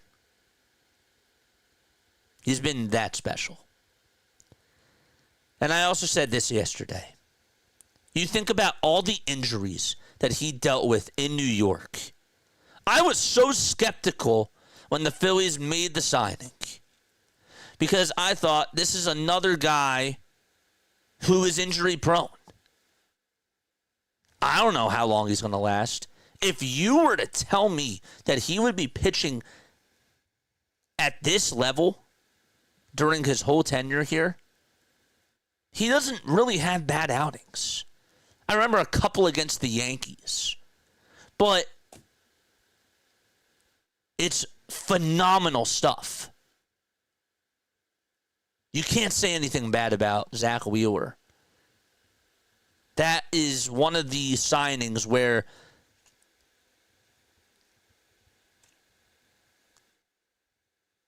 it's just been so magnificent. It has really worked in the Phillies' favor. And he's been nothing less than sensational. I'm just shocked that it has worked. And I am proud to be shocked. I did not think that it was going to be a good signing. And it's been great. It's been more than great. I watched the stream last night when we were down. I was like, oh, yeah, this is a real fan. I appreciate you. Again, we do play-by-play for every Phillies, Sixers, and Eagles game.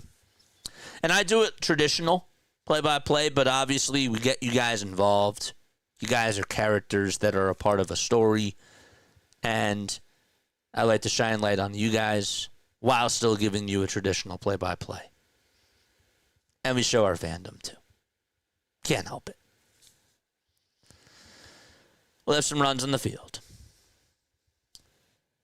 That's very nice. I know JJ appreciates the audience. Appreciates. I love you guys. It's more than appreciate. I don't know what I would do without you guys.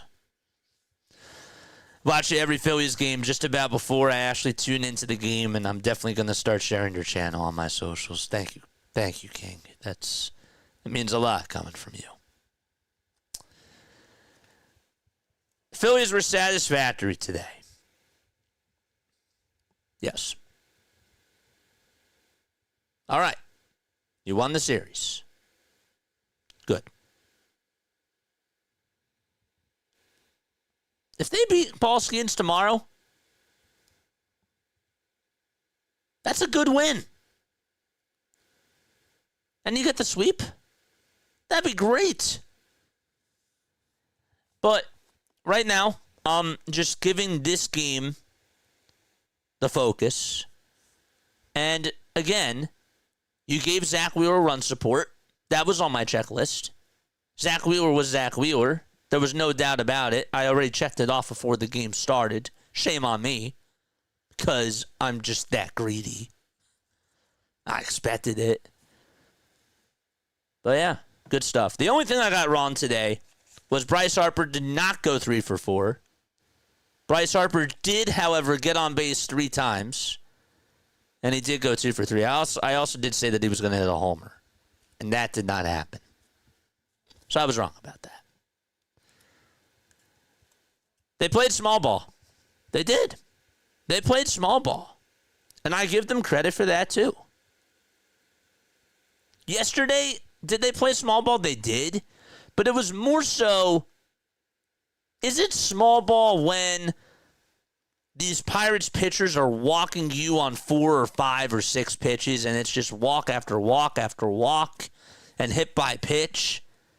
That's, to me, that's not, it's small ball, but it's not like the Phillies were putting up good at-bats.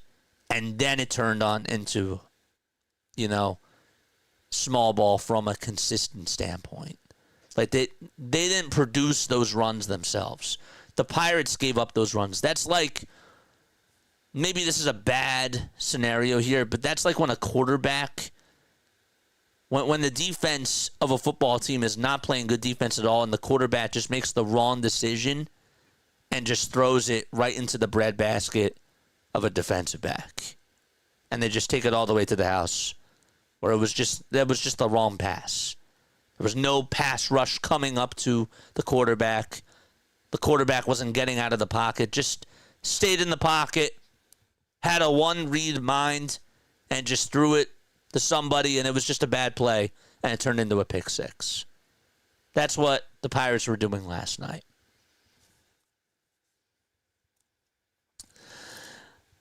Hardcore says, I like the way we scored runs tonight versus the odd way we scored last night. Yes. You should be demanding this baseball team to put up runs and to do it in a way where you're not taking advantage of a bad team.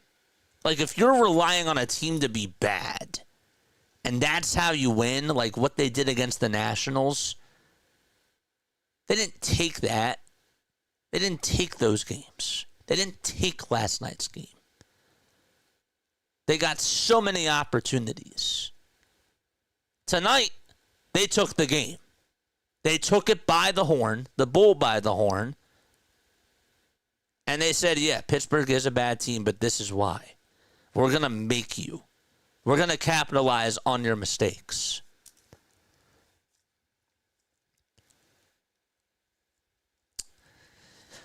If the Phillies can stay healthy, work on the bullpen, and be consistent, it's going to be an exciting year. It's a lot of ifs. Not trying to bring you down. It's a lot of ifs. It's a lot. A lot's going to have to go right. And again, Dave needs to make moves. It's not simple.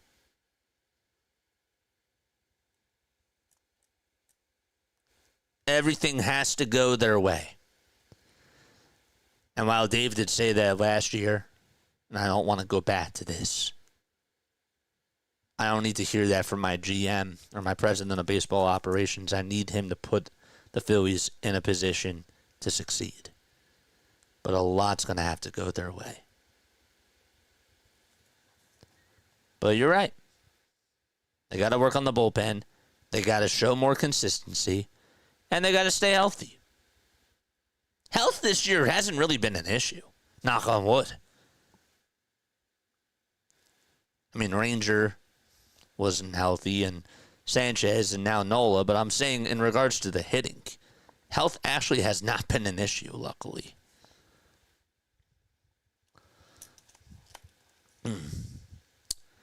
Our bullpen has been scary hardcore. I think it's priority. Phillies need to get Bryce Harper going, says Scott. Bryce isn't lighting it up, but at least he's contributing. Yeah, tonight he contributed, but I also thought that he did light it up. Like, he wasn't hitting home runs tonight, but he had some big at-bats. I want to get Bryce back to the point where pitchers are afraid to face that guy. Like, you look into, he steps into the box, and he has those tiger eyes where you just do not want to face him. That 2022 team, what made them special during the playoffs was that you couldn't pitch to Rhys Hoskins. You thought you had to pitch to Rhys Hoskins, but you didn't want to face him. You didn't want to face Kyle Schwarber. You didn't want to face Bryce Harper. You didn't want to face those guys. But yet, you had to. Because you had to pick your poison. And then you're just watching the bat spike from Rhys. And it was just special. That's the type of hitting that we want from the Phillies. And we demand it. Larry says, I'm very happy with Stott leading off. Stott has been surprisingly well as the leadoff hitter. Some fans have been saying it for a while. And finally, Rob did it. It's the bottom line, and it's not a fluke. I still wish that there was more of a consistent lineup and that they didn't take him out for the lefties. That still kind of bothers me. I know that he struggles against the lefties. But I still want him to get experience. He's not 22 anymore. He's not 23 anymore. You can't just coddle him. Got to let him go. Let him flap his wings and fly.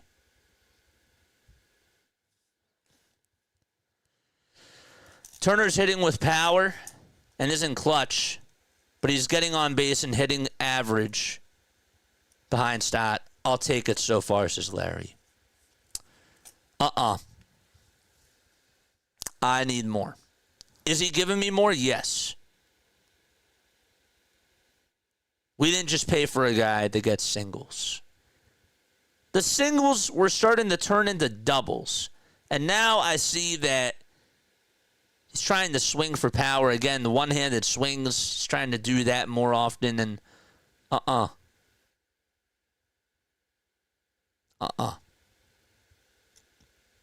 unless you hit the ball out.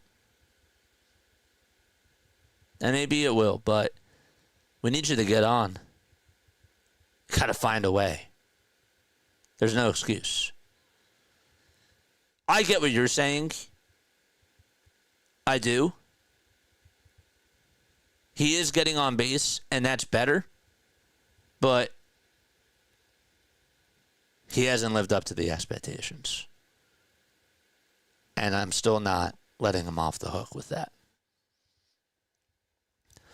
Bowman and Marsh were not a total black hole at the bottom of the order, so that was something. Yeah. You're right about that, Larry. I'll give you that. Good swing by Marsh in that fourth inning. And also a great hustle from Bohm. That's all we demand. Just give it your all. If he just ran, or if he just hustled in the Mets series and didn't get thrown out at second, that's all we want. That's it. That's all that we want. We just want to see effort. We don't want to see pouting all the time. We want to see, obviously, the results, but we want to hear you fighting through adversity. When Max Kepler grounded out with the bases loaded back in the Washington series, we at least said, well, hey, he was not happy with himself, and he stayed after and did extra batting practice.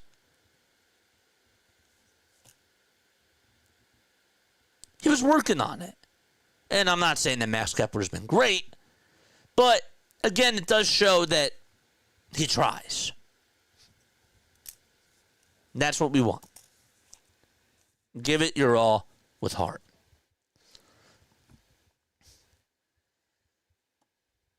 It added up to 13 runs in the first two games. You played well today, JJ, says Rise and Rhino. Thank you so much. God bless everyone. Thank you for your excellent work, says James. Appreciate you. Thanks so much for coming on here. Phillies pitching leads major leagues in strikeouts. We're taking the starting pitching for granted. This is special. What the Phillies starting rotation is doing is special. And the fact that Aaron Nola hasn't even been up to par this year is even crazier. Personally speaking, I think that this team is under 500 if they didn't have this good of a starting rotation. They're easily under 500. They've won games this year. I would say more than half of their games because of their pitching. It's crazy. I already imagine that the Phillies pitchers could face the Philly hitters. That's a good one. Wonder if they do that during batting practice. Well, batting practice is different, but yeah, inter squad games. They should have inter squad games. That's what they did last year during the first round when they had the bye, but they should have more inter squad games.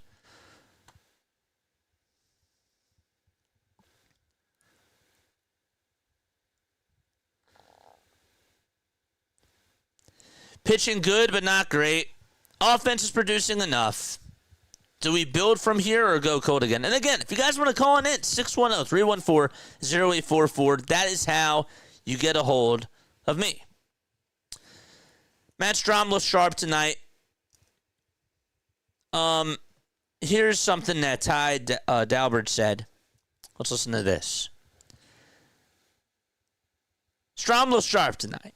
After saying Joe Ross would also need to pitch prior to the game, Rob ultimately didn't use him. Ross warmed up twice last night, Thompson said. He'll be available for some length in Mick Abel's debut tomorrow. I kind of understand why they didn't go to Joe Ross tonight, and that's good. That's good. That is actually good to know that he's going to be available tomorrow.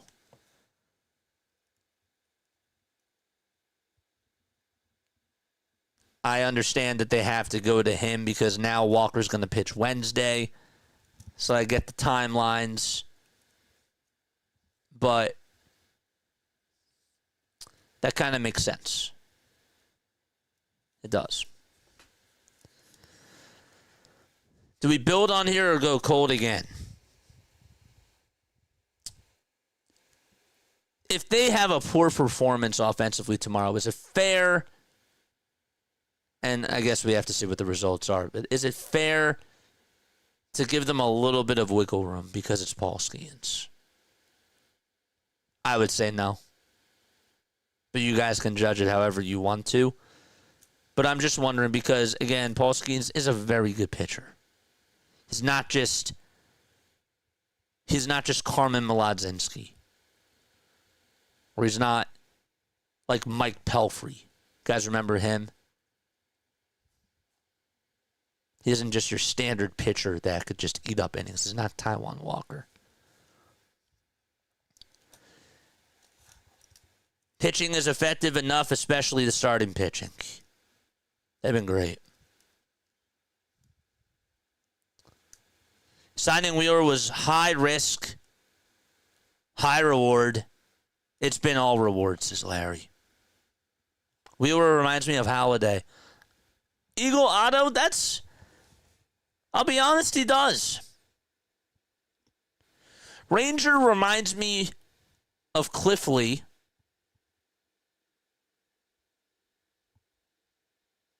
Not saying he's better than Cliff Lee.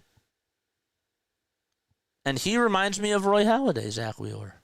He does. And the reason why is because every single time Roy Halladay went out there on the hill, you had no fear. None. No fear at all. He was going to go 7 innings, 8 innings. He was shut down. He was locked down on the mound. He was just going to do his thing. And he's a power pitcher. He would strike out hitters. And he could also get you on contact. Pitchers with an injury history scare the heck out of me.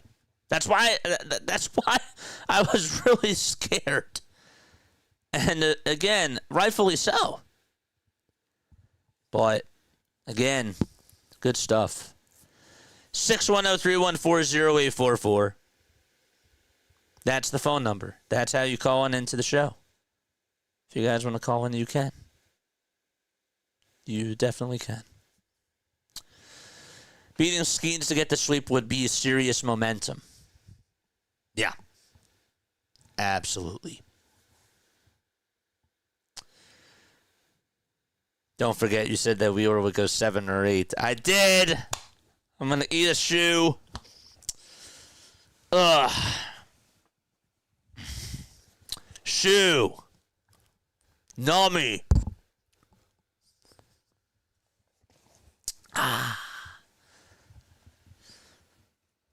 think that's like what we're going to do. Every time we get a super chat, or every time we reach a milestone, I eat a shoe.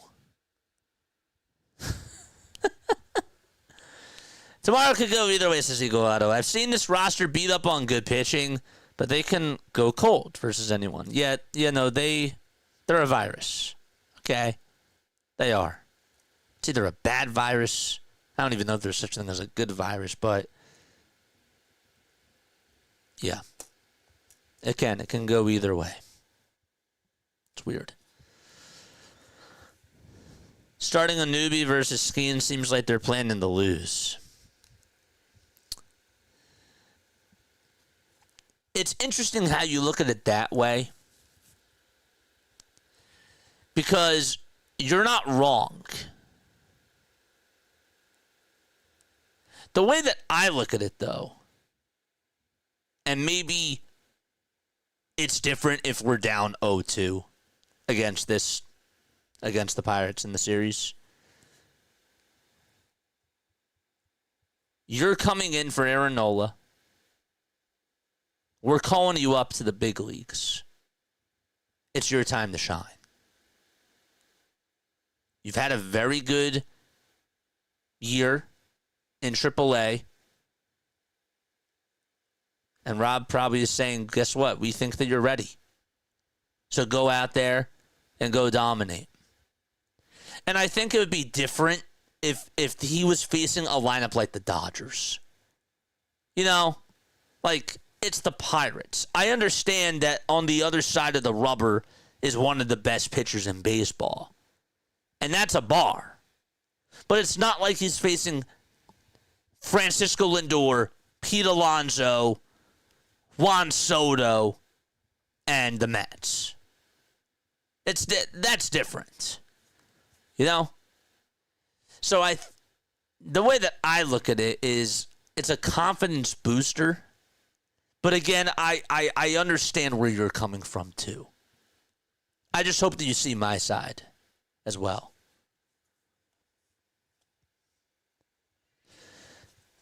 Eagle says, maybe they're just thinking that the Pirates are a good team to try a new pitcher on.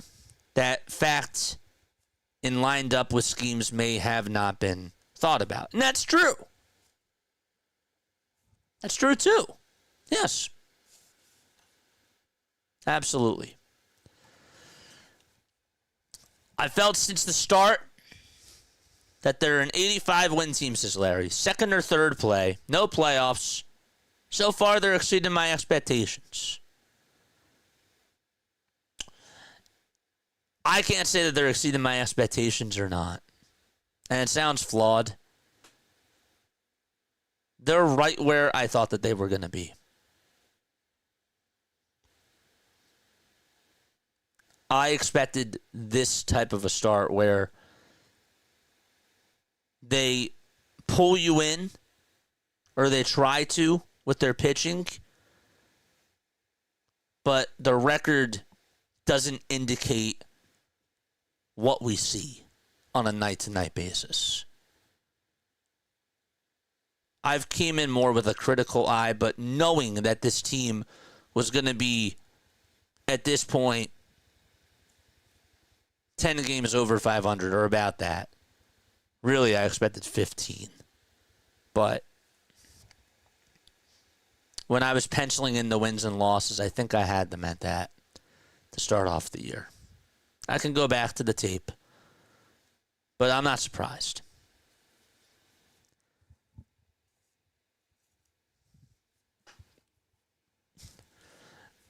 Eagle says, I remember in the past dropping everything to watch Harper at bat. I don't feel that way currently. Yeah.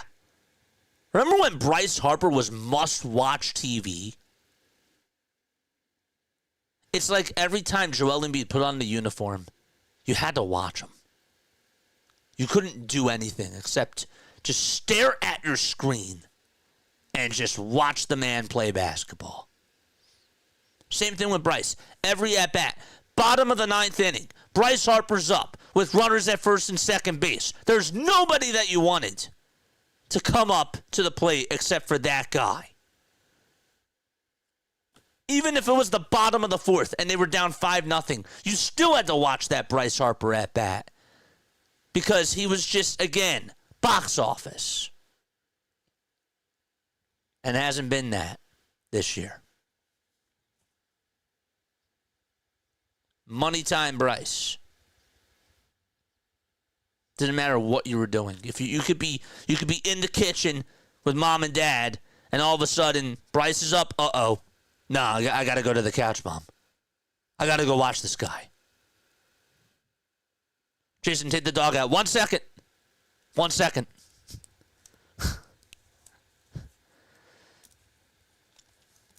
Otto, I forgot what that was like. You reminded me. He was must-watch TV.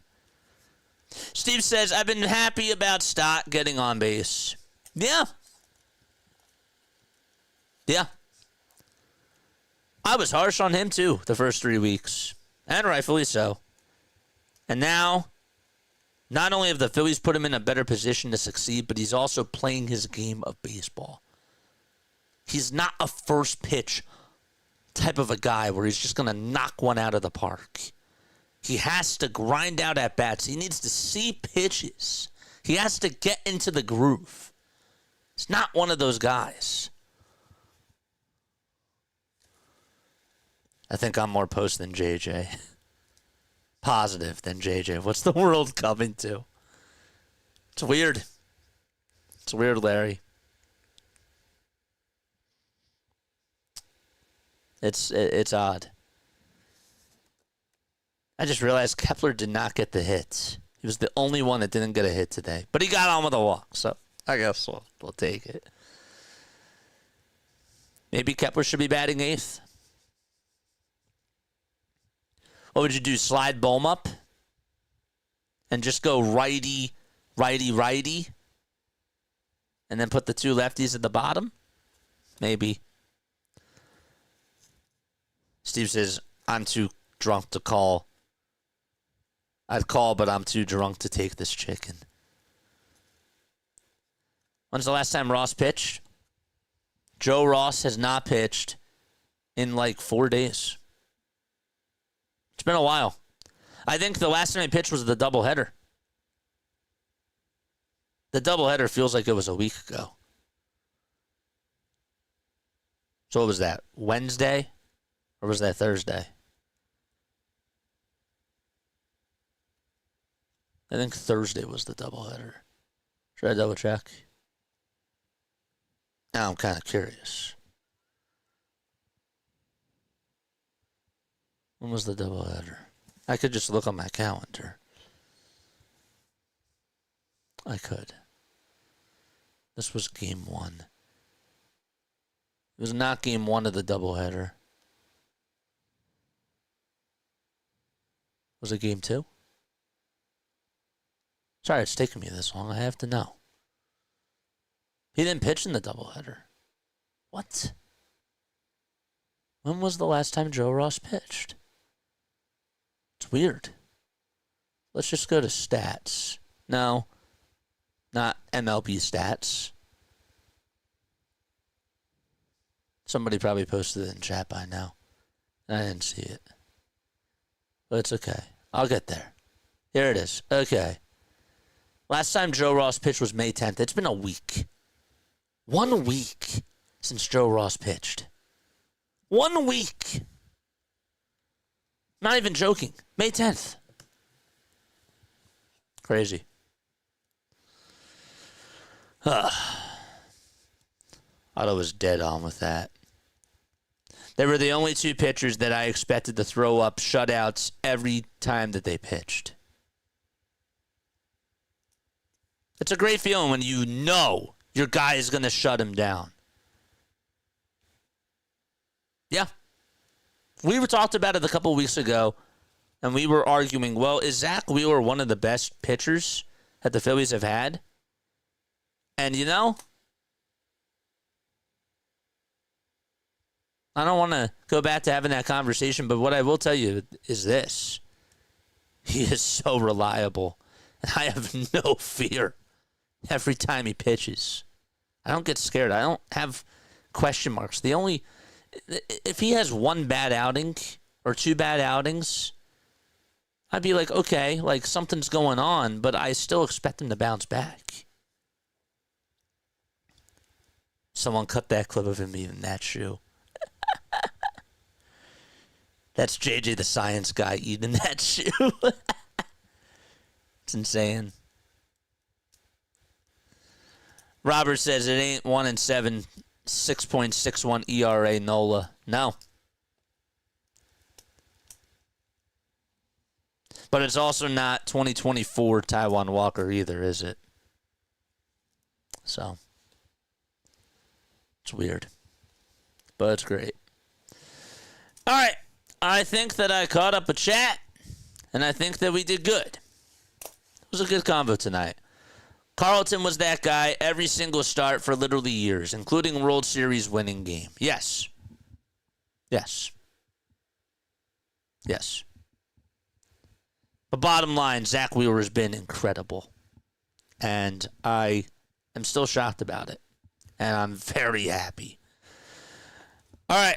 I love you all so much. I will be back on tomorrow. And again, if you guys want to call on into the show anytime, 610-314-0844, even if you wanted to just leave a voicemail message or a text message, you can. You are more than welcome to doing so. This was a fun post game. Steve says JJ waits. Uh-oh, I got to wait. What am I waiting for, a call in? Let me get the Bluetooth on. Let's see. Is he going to call in? I'll wait. I'll wait. Okay. I'll wait. I ain't going anywhere yet. I do want to get up soon. But yeah. But no, it was a good one. It was a good one. Now the question is, obviously, can you score runs off of Paul Skeens? But the other thing, too, is will McAble shine tomorrow? I hope the answer is yes. I'm excited. We have something to look forward to tomorrow. Tomorrow we get to learn about what the future has in store for the Phillies. Or possibly, can the Phillies use this guy as a trade asset? I think it was Otto that mentioned about not going front screen for Harper. I just wanted to mention. Yeah, we were talking about how Bryce was must watch TV. We talked about that. That's true. You had to stop what you were doing to watch him for every at bat. And I'll be honest, as great as Kyle Schwarber has been, I don't know if Kyle Schwarber is at that point. But yeah. All right. I'm done. I'm stalling. And that is going to be it for me. I love you all to death. We got an exciting one tomorrow with McAble out there on the hill. And we'll see what he can provide. Love you all. Catch you all in the next one. And I will see you tomorrow. Laila Tov, everybody. Good night.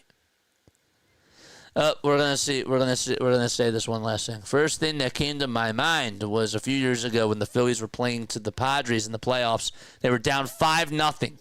Perfect example right there. They came back and won that game, and I was there. I said to the guys, relax. That was like going, I say it all the time, it was like going to a rock concert. That's how loud it was. We'll get back there. Hopefully. All right, that's it. Laila Tov. Good night. Bye.